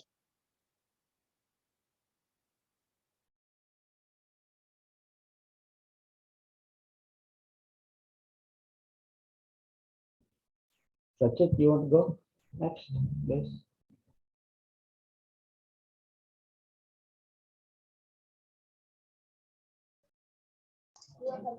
Dear Sama, today I'll be talking about the 18th Gata of the Parvati, the Vasala Sutta. Losakoka Tadiyocha Happy Jo Machili Sato Airiko Anotapi Tanjanya Masorati. Whoever gives to anger, and it has lots of desires, and who is selfish and not tells lies frequently, and is not afraid to do so, can be known as an outcast. In this Gata, the Buddha shows the multiple evil qualities of an outcast. They can get angry for reasons that may not be so big. They're also selfish and do not have any sort of consideration for others. They trick others in nature and are very sly and crafty. Also that they do not show any shame or fear, or do not have any morals on what is right and wrong. Srivan Sama. We're in place. Thank you, sir.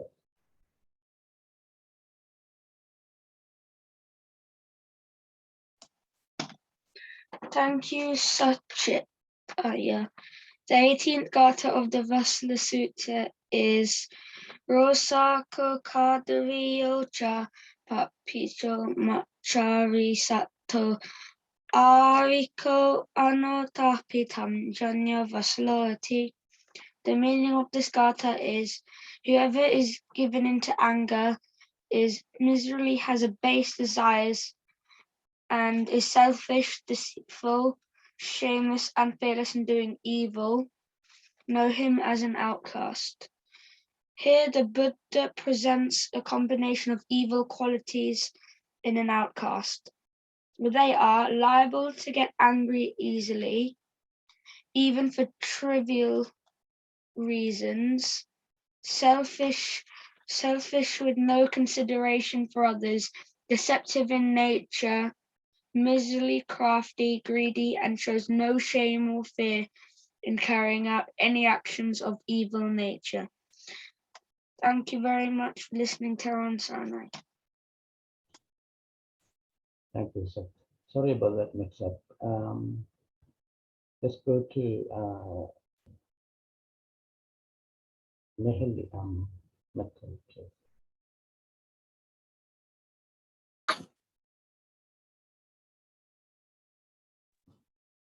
Thank you, Sataya. Rosako Kateriyo Cha Papicho Mache Tisamo Ahiriyo Anutapi Tanjanya Vasalo iti. Whoever is given to anger is miserly, has base desires, and is selfish, deceitful, shameless, and fearless in doing evil. Know him as an outcast. The Sinhala meaning of the Gata is Kopasit Lobayan Welune Masurula Maka Petum Pirune Kapati leja piyadana sune Vasalaya kulas lesa Dakinu sondine. Here the Buddha presents a combination of evil qualities in an outcast. They are liable to get angry easily, even for trivial reasons, selfish with no consideration for others, deceptive in nature, miserly, crafty, greedy, and shows no shame or fear in carrying out any action of evil nature. Thank you for listening. Terawan Saranai. Thank you. Sanketam. Oh,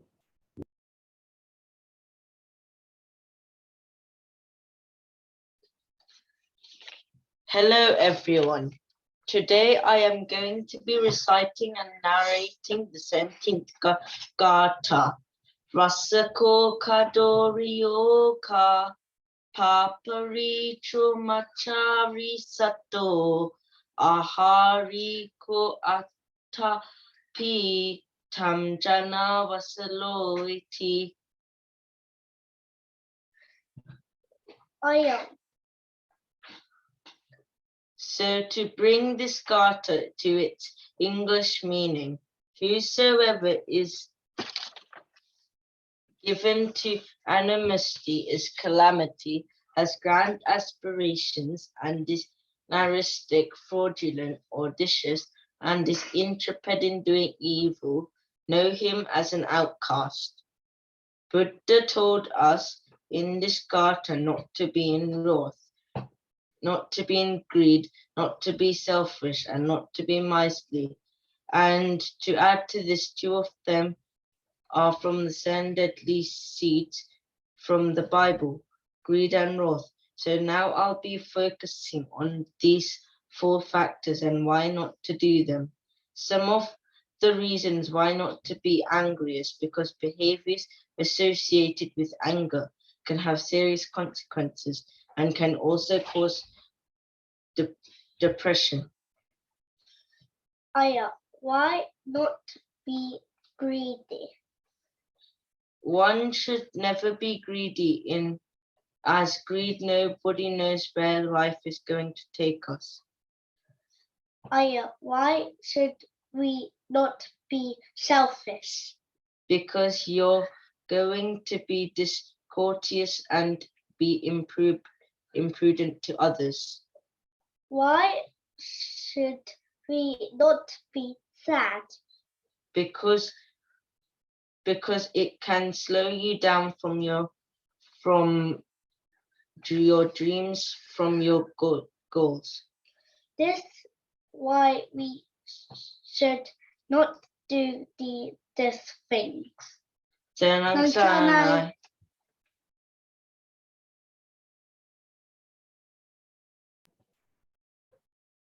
you, Sanket. Let's go to Monica.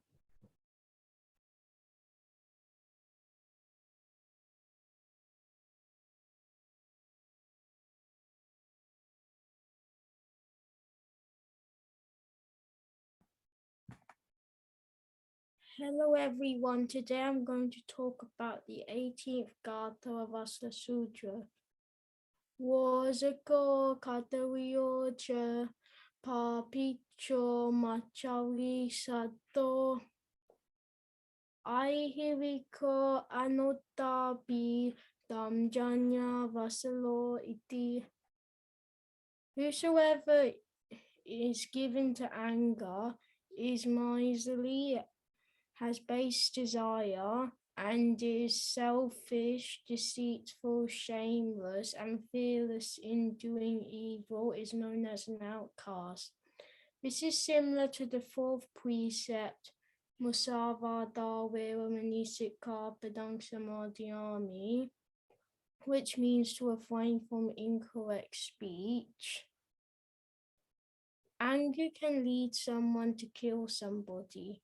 This is against Panatipata Veramani Sikha Padang Samadhyami. Thank you for listening. Del One Saranai. Here, Monica. Avishan Hasan, please. Thank you, Rasik Mami. Rosako kadriyocha papicho machuri sato ahiriko anottapi tanjanya vasalo iti. The 18th Gatha in the Vasala Sutra teaches us children some very good lessons. Yes, Akka.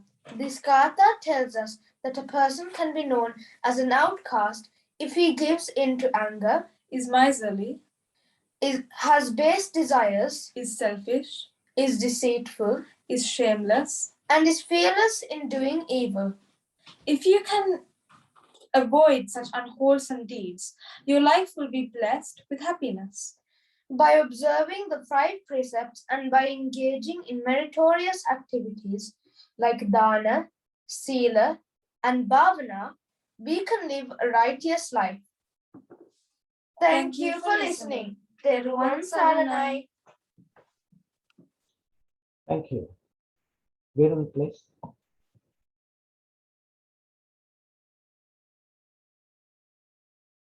අවසරයි හාමුදුරුවෝ වහන්සේලාගේ.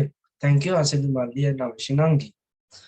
රෝසකෝ කදරියෝච පාපිච්චෝ මච්චරි සතෝ අහිරිකෝ අනුත්තාපි තංජඤ්ඤා වසලෝ ඉති. මේ ලෝකයේ යම් පුද්ගලයෙක් අනුන්ට වෛර කරයිද, ලෝභ මසුරු සිතිවිලි ඇත්තේ වෙයිද, තමන්ට නැති ගුණයක් පෙන්වමින් හැසිරෙයිද, පව් කිරීමට ලැජ්ජා බය නැති කෙනෙක් වෙයිද, ඔහු වසලයකම ලෙස දැකිය හැකිය. තෙරුවන් සරණයි. Vidana. Thank you, Virolaya.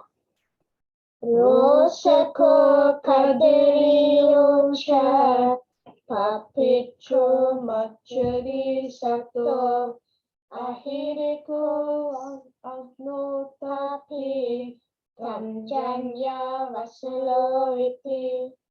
This gatha basically means whosoever is given to anger is miserly, is selfish and deceitful.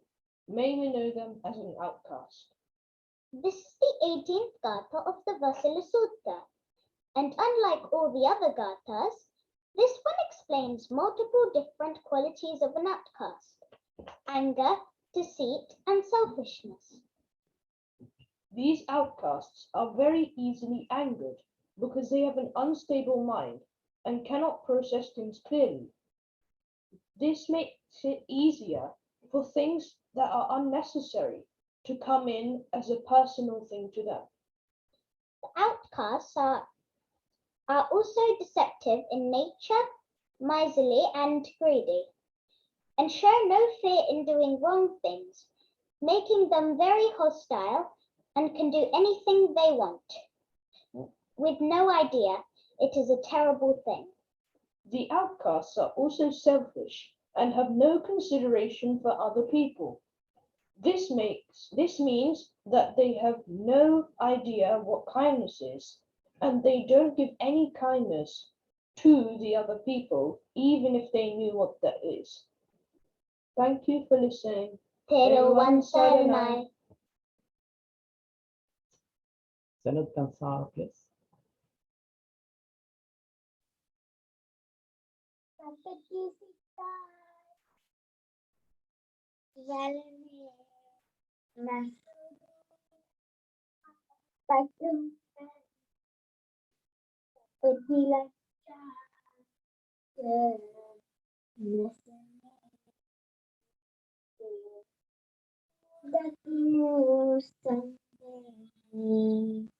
The meaning of the Gatha is, whosoever is given to anger is miserly, has base desires, and it is selfish, deceitful, shameless, and fearless in doing evil.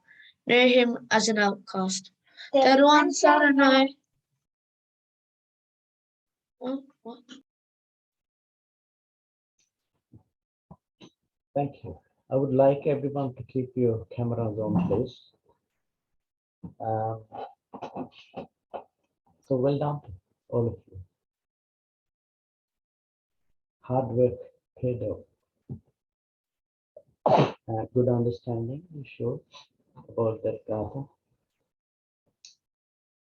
So we will ask you to do the same next week as well.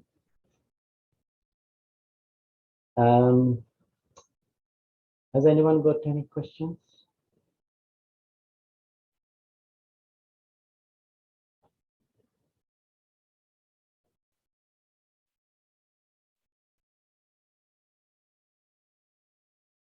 No?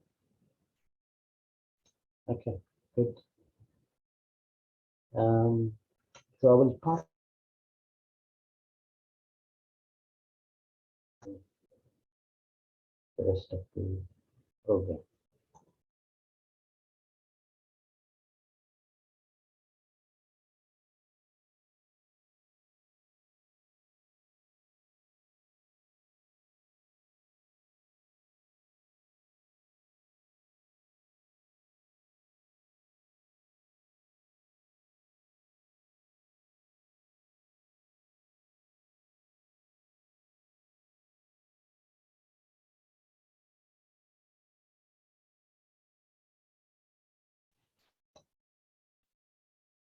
Padma, would you like to take over, please? Oh, yes, thank you. Good evening, everyone. We have more time today. Can I ask you all a question, please? Yeah, from today's studies. Okay. That's fine. Okay. Yeah. So insulting is not good. That is what we learn. Yeah. So your intention is very good. Okay. You want to put your sister or brother in a right track. All right. Did you get me? I can't see others responding to me. Let me see. So is it all right to insult to put them in a right track?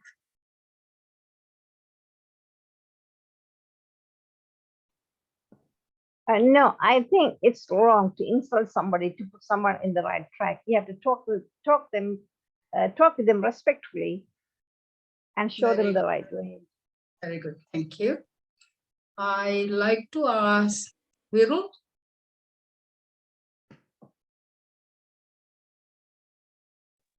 You just have to like talk to them nicely and not like angrily and shouting at them.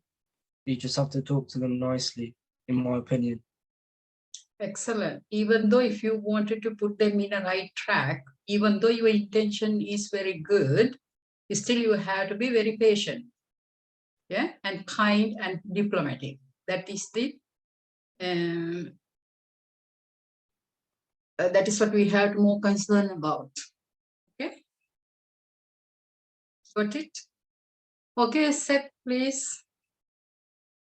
You also need to show them, instead of shouting at them, you need to show them what they need to do that's right in a good way, not by shouting and then just insulting them, but you need to show them what they got to do and how they're going to do it. Excellent, excellent. Anybody else want to contribute?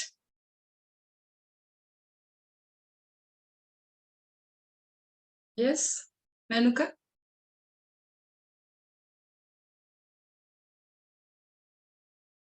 Right or wrong doesn't matter, Manuka. Then we can start meditation.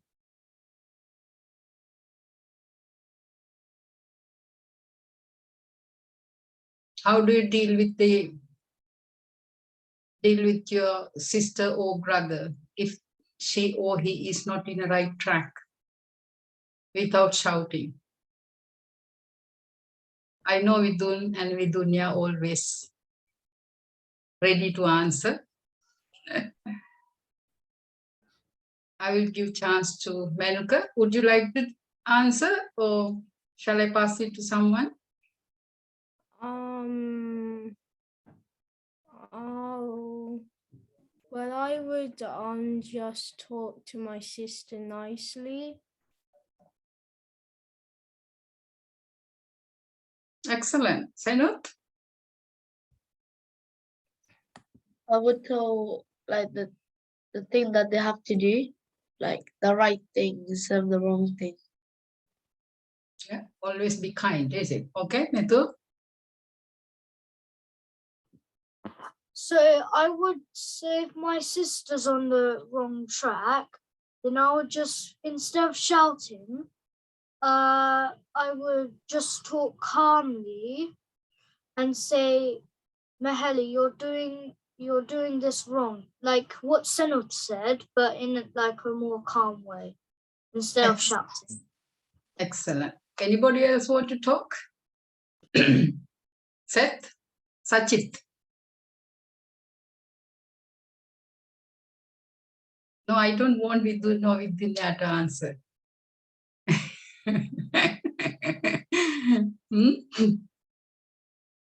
Sachit?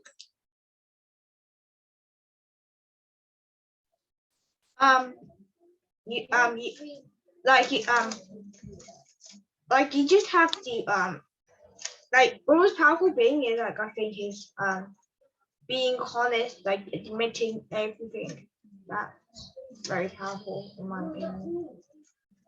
Even Thank you. if you're uncomfortable. Thank you. Chanudi?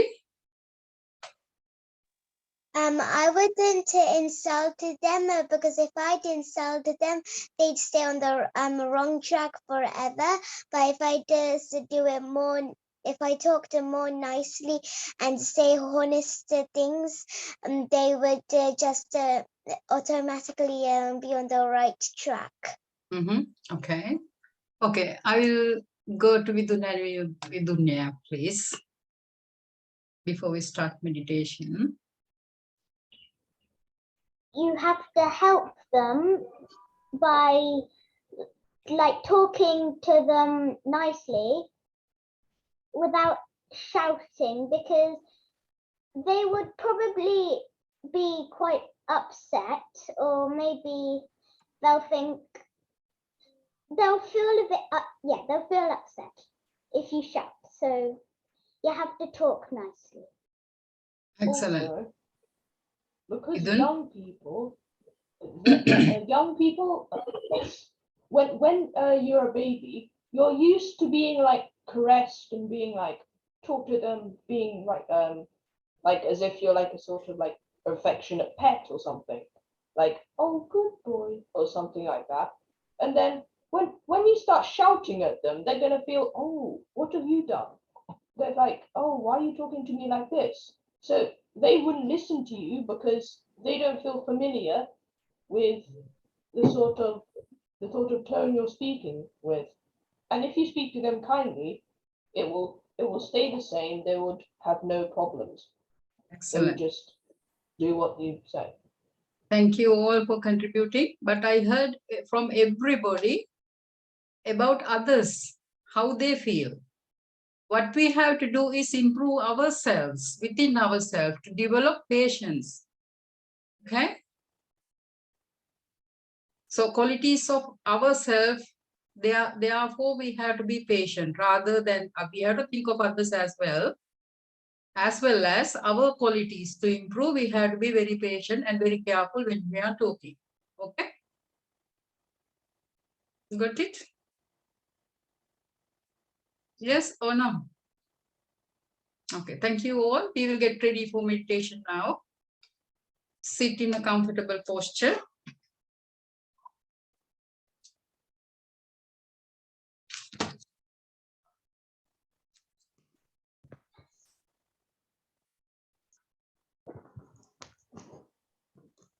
At least comfortably 20 minutes.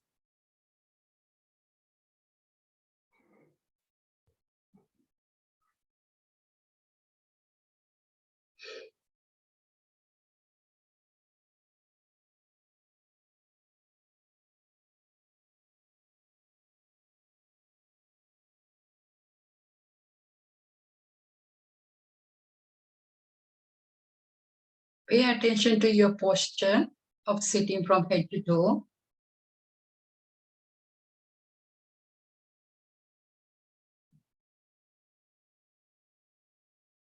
Toe to head. Reciting, sitting, sitting, sitting.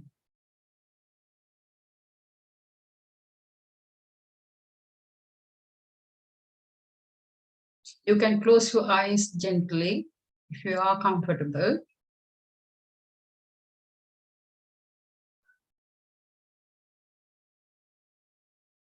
It will help you to concentrate more clearly.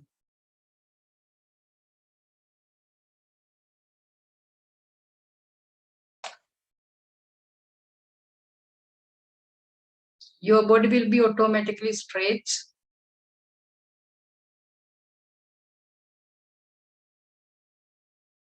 Back and shoulders is straight.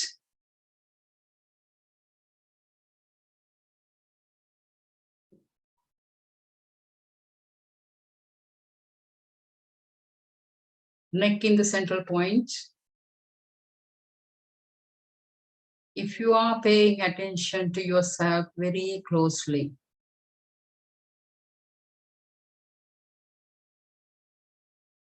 to your mind and body,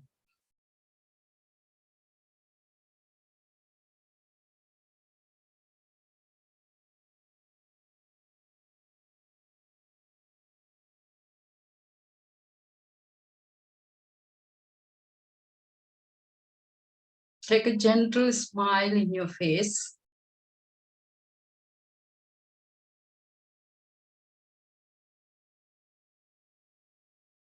Recognize whether you are happy.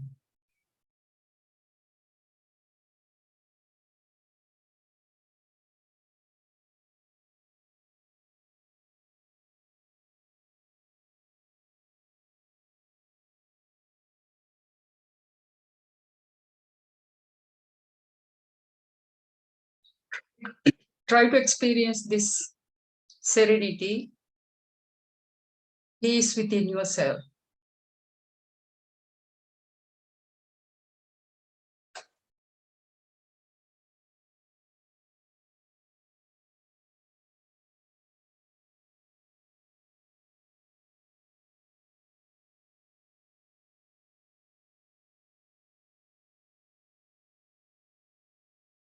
Take gentle few breaths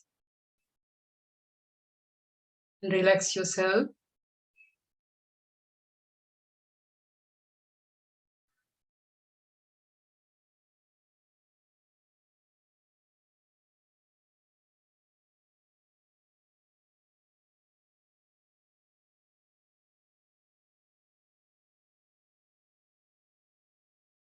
Breathing in slowly.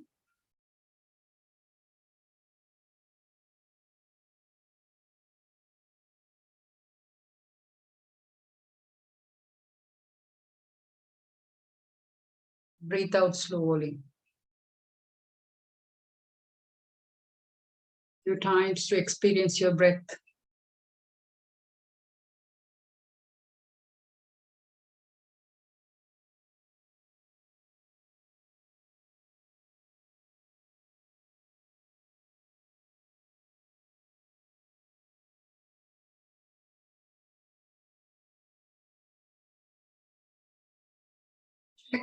Check yourself whether fully settled.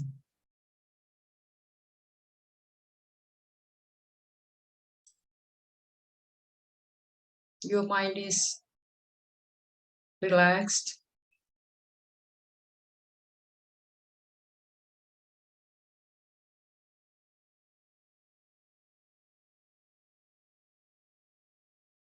Experience this serenity, calmness, peace within yourself.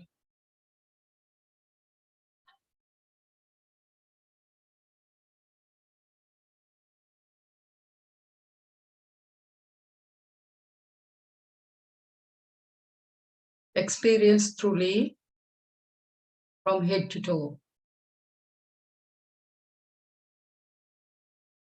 every cell in your body, every part in your body.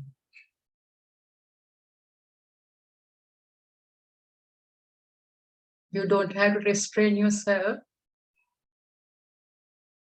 If your body parts are heavy, just relax. Pay attention to every cell in your body.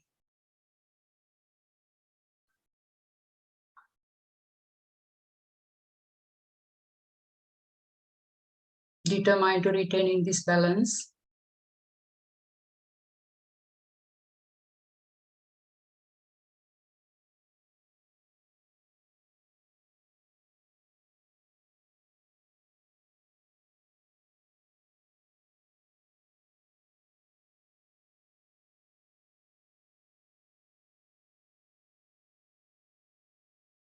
This meditation is developed. Good relationship with a teacher.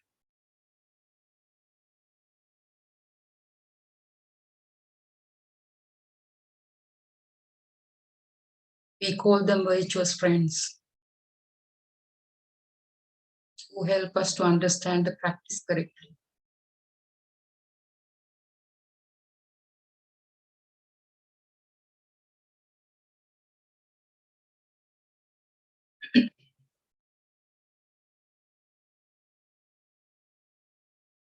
The way to develop this teacher-student good relationship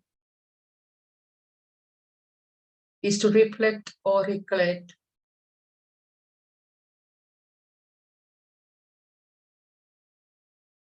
the virtues, the qualities of the teacher.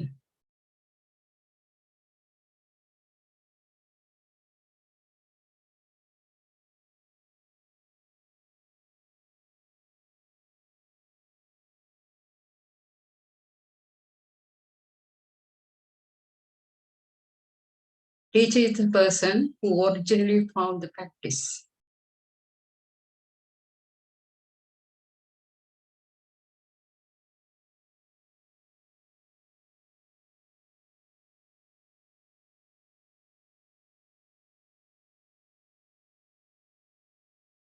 All others are tutors alike.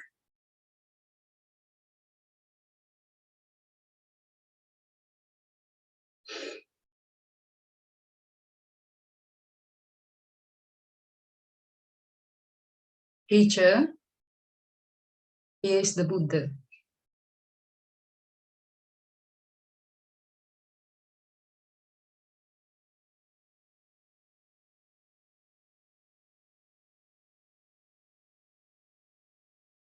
We will do meditation on qualities of Buddha as a teacher.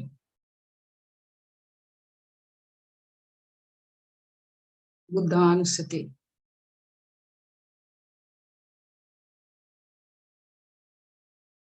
Who found the original mindfulness meditation.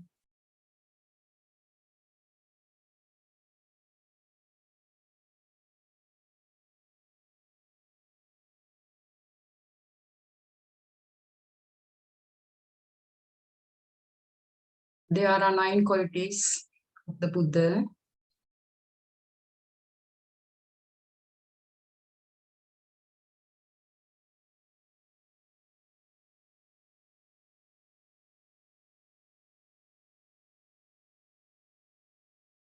Buddha as a teacher simply spent few minutes contemplating of those 9 qualities.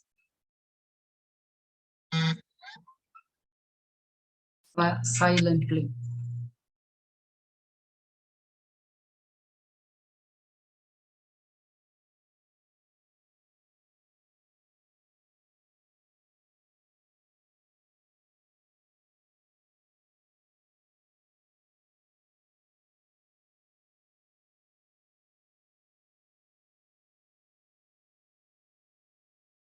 These 9 qualities I will explain to you all for your orientation.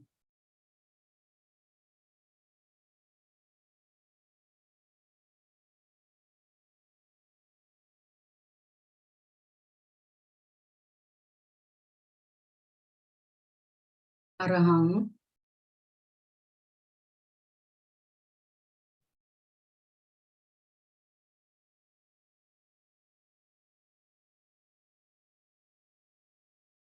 purest mind, no defilements.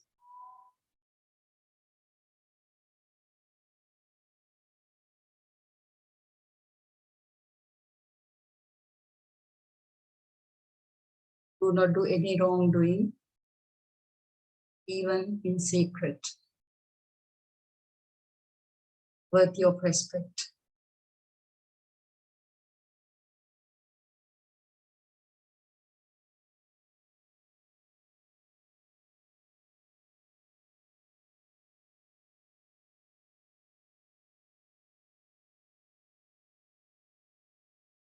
Samma Sambuddha,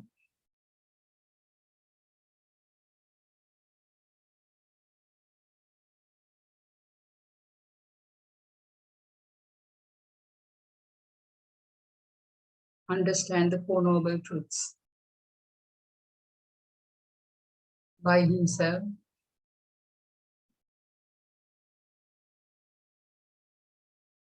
and make others realize them.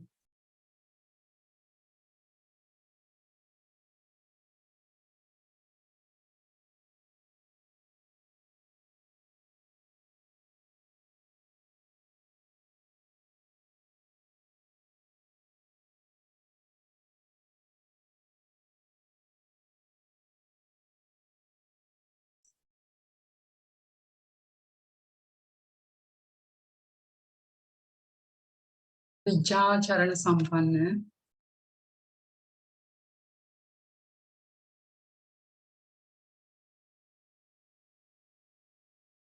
endowed with knowledges and excellent conduct.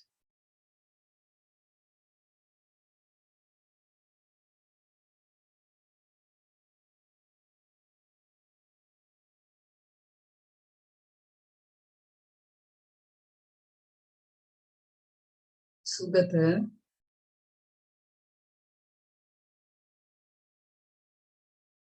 calm, peaceful, and accomplish the journey of life aspirations.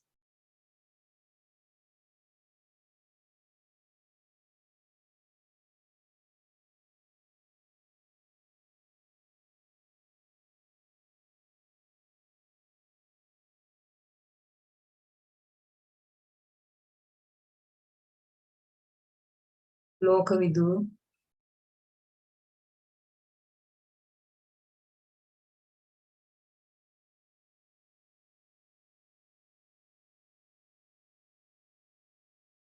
know of all the worldly systems.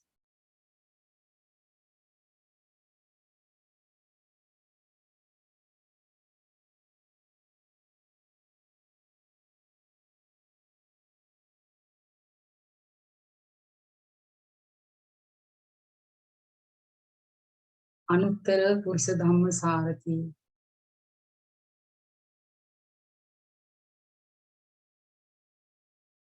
capable of training,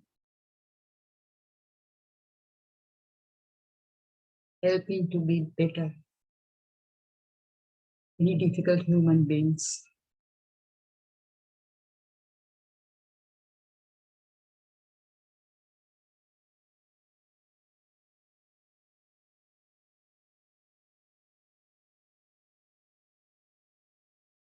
Sattha Deva Manusanam,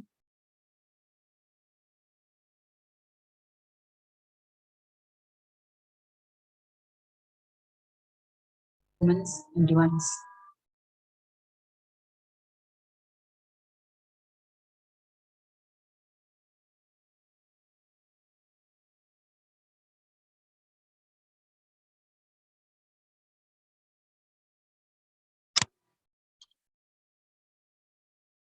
Buddha,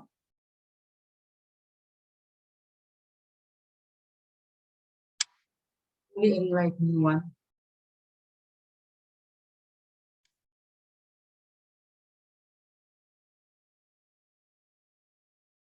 One who knows everything. will blossom mind like a lotus.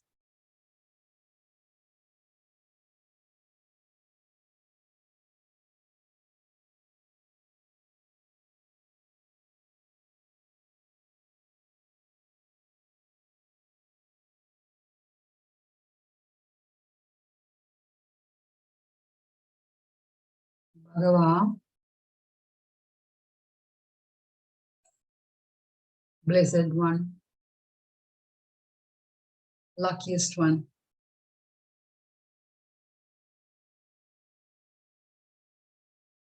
as he eradicated all defilements, greed, hatred, and illusions. He is fully detached from the mind.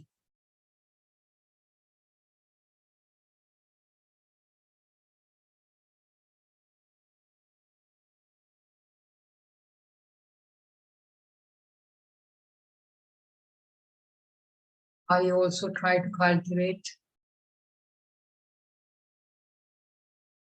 at least few qualities of them from today onwards.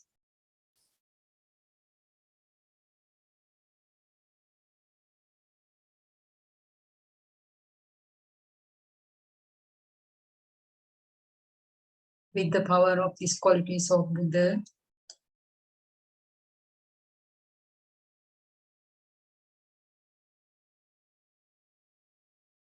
may I be well.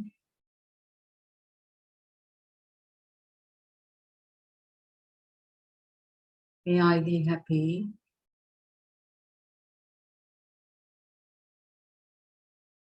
May I be peaceful.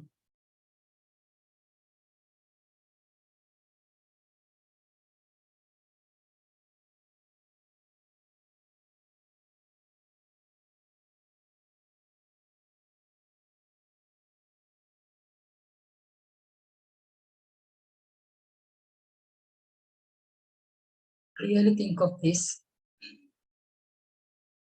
Some of the things that have shaped me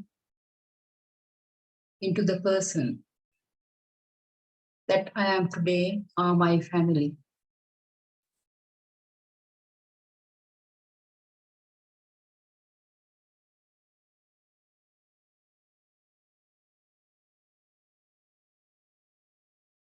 The people that I grew up around.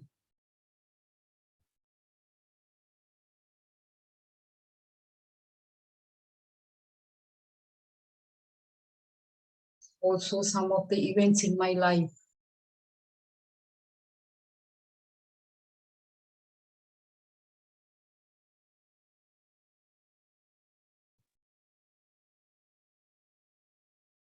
Therefore, I am very grateful to everyone in my life.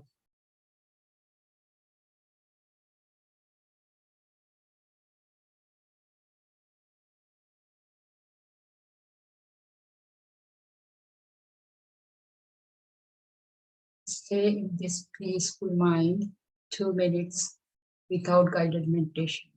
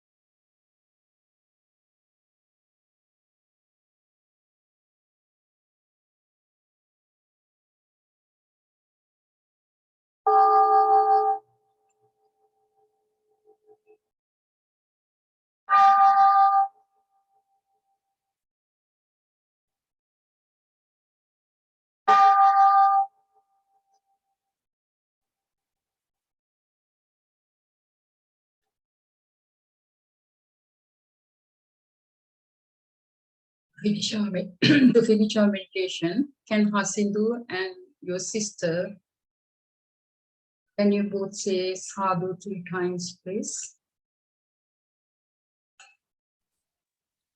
Sadhu, sadhu, sadhu. Thank you. Over to you, Bhante.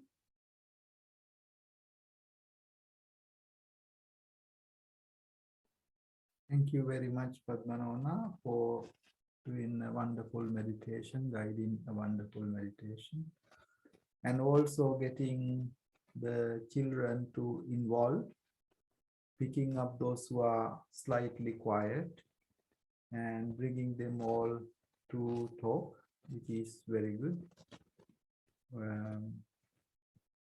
Yes, also Rasikaya for making wonderful contributions and getting all organized to the lessons.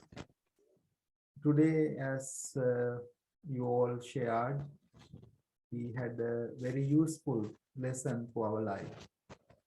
For many reasons, we can very simple way for maybe for fun, maybe to really hurt. We can use verbal, physical, or mental insults. I remember I was doing puja in the temple. There were a lot of people sitting in the shrine room, and somebody came to attend the puja, and that person was not happy for few minutes, few hours while the puja was taking place. After the puja, that person came to me and said, "Why did you let that person to keep the shoes in the shrine room?" I said to her, she was saying that there was a young boy sitting with the shoes and in the shrine room. I said to her that boy is wearing an artificial leg, so that boy can't really take that out. Sometimes she apologized and she said, "I'm so sorry, I didn't realize it." So you may see something, but it could be otherwise. Therefore, when you are thinking, when you are saying, when you are doing things, you got to be, as you mentioned, patient, think in very carefully, because we might be insulting, we might be discriminating, we might be letting down someone else. Similarly, at the time of the Buddha, there was a senior monk and a young monk in the temple. They both went for an alms round. They did not have much food. One house offered them a very small amount of gravel called candle. This elderly monk instantly went into a pile of wood, dharamitiya, of that household and start having that. The young monk went very upset. Young monk said that you are very undecent monk. You don't know how to behave. It gives me even ourselves very disgusting nature. You don't even understand the monkhood. And insulted. The elderly monk became very quiet and went to the temple. This is what happened at the time of the Buddha. And asked, "Do you know who I am?"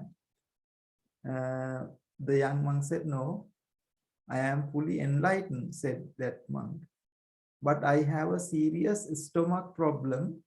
If I do not take some, that can be very worst. So that is why when I received that small amount of food, I thought because it is warm and it should be okay for me to take it. For health reasons, things could be excused. So therefore, that senior monk said, by doing that, what you insulted, you are really disturbing your spiritual path.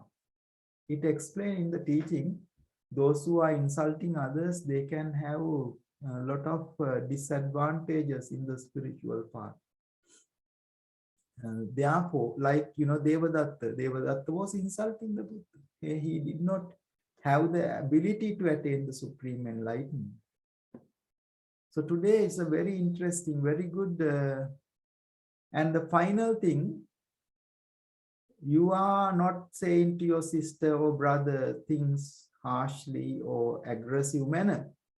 What happens if somebody say to you, that is what is most important. You can't stop other people. Don't try to even stop other people doing that. But you can stop yourself. You can control yourself 100%, but you can't control others as such. Let them be who they are. Like Buddha was abused by this Brahmana, and Buddha said, if you go to a house of your friend with some cakes, biscuits, and basket of fruits, if they do not accept it, you will have to keep it with you. Therefore, if somebody insult you, upset you, let you down, the greatest lesson is don't accept it. Let them, keep them with them, and you remain your sanity, your state of peace. It's a great lesson. Last stanza we were discussing, and next week we will be discussing another stanza. Thank you very much everyone for joining, and it has nearly come to the time now. And thank you Rasika Ayya, all the children, Padmanona, and our Hamdru, Dhammala Piyananda Hamdru, for joining to the Dhamma program today. And all the children who were sharing, giving the homework, which was an excellent. You were reciting, pronouncing those gathas very well, so that makes me feel very happy. You would not get this opportunity for anywhere else. So therefore, I am very happy today for having this opportunity, and wish you all the best in your studies and the future. May the Triple Gem bless you. Sadhu, sadhu, sadhu.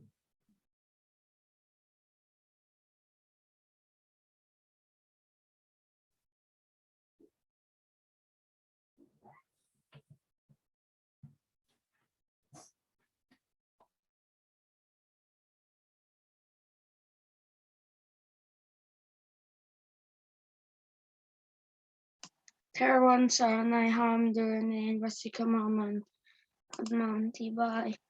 Terawan Saranai.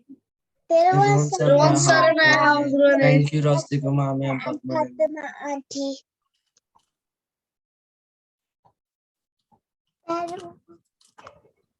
Terawan Saranai Hamdurane Rasika Mami and Padma Auntie.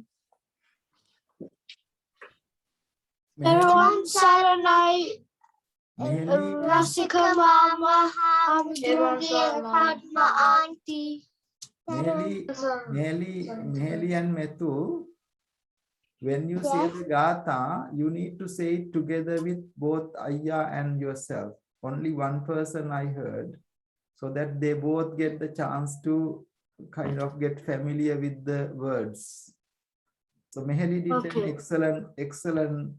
I am jealous because it's only get by Meheli, not Metu. So I want to both of you to join. Otherwise, I feel jealous on Meheli. Meheli doing very well. Okay. Bye. Bye. Sorry, Rasikaya, I did not share that slides because some other elder people also join. I thought it will not see them, our monks on the, or the people on the screen if I share the chanting guide. So when we are doing it only for the children, I could share it. I thought if I share it, they can't see the people or the monks on the screen sometimes. Yeah, so when the children are only, then we can share that chanting guide on the screen. So that's what I thought. If I share it, that some people don't know to kind of see the others on that. That's okay.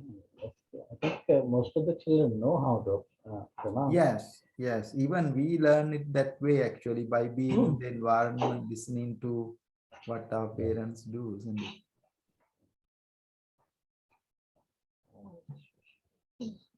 ඒකට මේ ගොඩක් අය join වෙන්නේ නැහැ හාට හරියට. ඔව් ගොඩක් අය ජොයින් වෙන්නේ අඩු වශයෙන් ඉතින් අන්තිමට කියන එක ලොකු දෙයක් ඉතින්. ඔව්. දැන් ඉතින් සෑහෙන කීපයක්ම ගහනක ඉතින් හොඳට කරගෙන ආවා. ඉතින් හොඳ ලොකු දෙයක් ඉතින් ඔක තැන් වල ඇවිදින්නත් ඕනේ නැහැ. ඉතින් ගොඩක් පහසුයි මේ වැඩේ ඉතින්. සාන්ද්‍රන්ට මතක ගන්න නැහැ මේ අවුරුදු 10ක් හම්බුනේ දහම් පාසල. මොනවාද? පටන්. මේ අවුරුදු 10ක් වෙනවා දහම් පාසල පටන් ගන්න. අම්මේ එහෙමද? සෑහෙන කාලයක් නේ. 2012 පටන් ගත්තා. අපි එන මොකක් හරි පොඩි උත්සවයක් කරන්න හරි ළමයි ටික ඔක්කොම එකතු කරලා. ඒක තමයි හම්බුනේ මම. ඔව් ඉතින් විදුන්යලා තව ටිකක් කල් යනකොට ලොකු ළමයි වුණාම දහම් පාසලේ ඉතින් ඊට පස්සේ ගුරුවරු තමයි වෙන්නේ විදුන්යයි.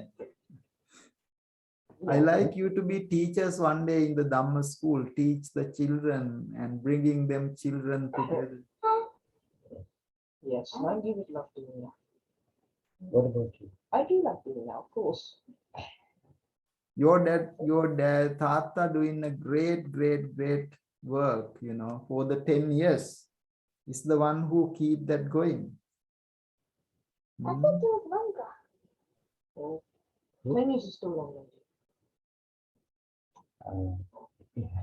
So maybe Vidun and Vidunya will take it forward one day when they become all the university finish and get a good job, and you can have the Saturday weekend free. Yeah.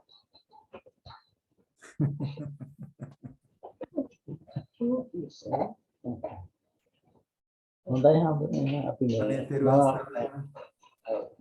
අපි ඉගෙන පොඩ්ඩක් කතා කරමු හම්බුනේ පස්සේ වෙලාවක මේ හොඳයි අපි කරලා හොඳයි අවුරුද්ද පෙරවන් සරණයි රසික. Manandi, Karanjana Hamdu, Karanjana Hamdu. Terawan Saranai Tata, Terawan Saranai Hamduane, and Terawan Saranai Padmani. තෙරුවන් සරණයි. When you say that, we have to say Terawan Saranai Hamdu. Oh yeah. Yes, she said. හොඳයි හම්බුනේ අපි අනේ හොඳයි රසික. තෙරුවන් සරණයි.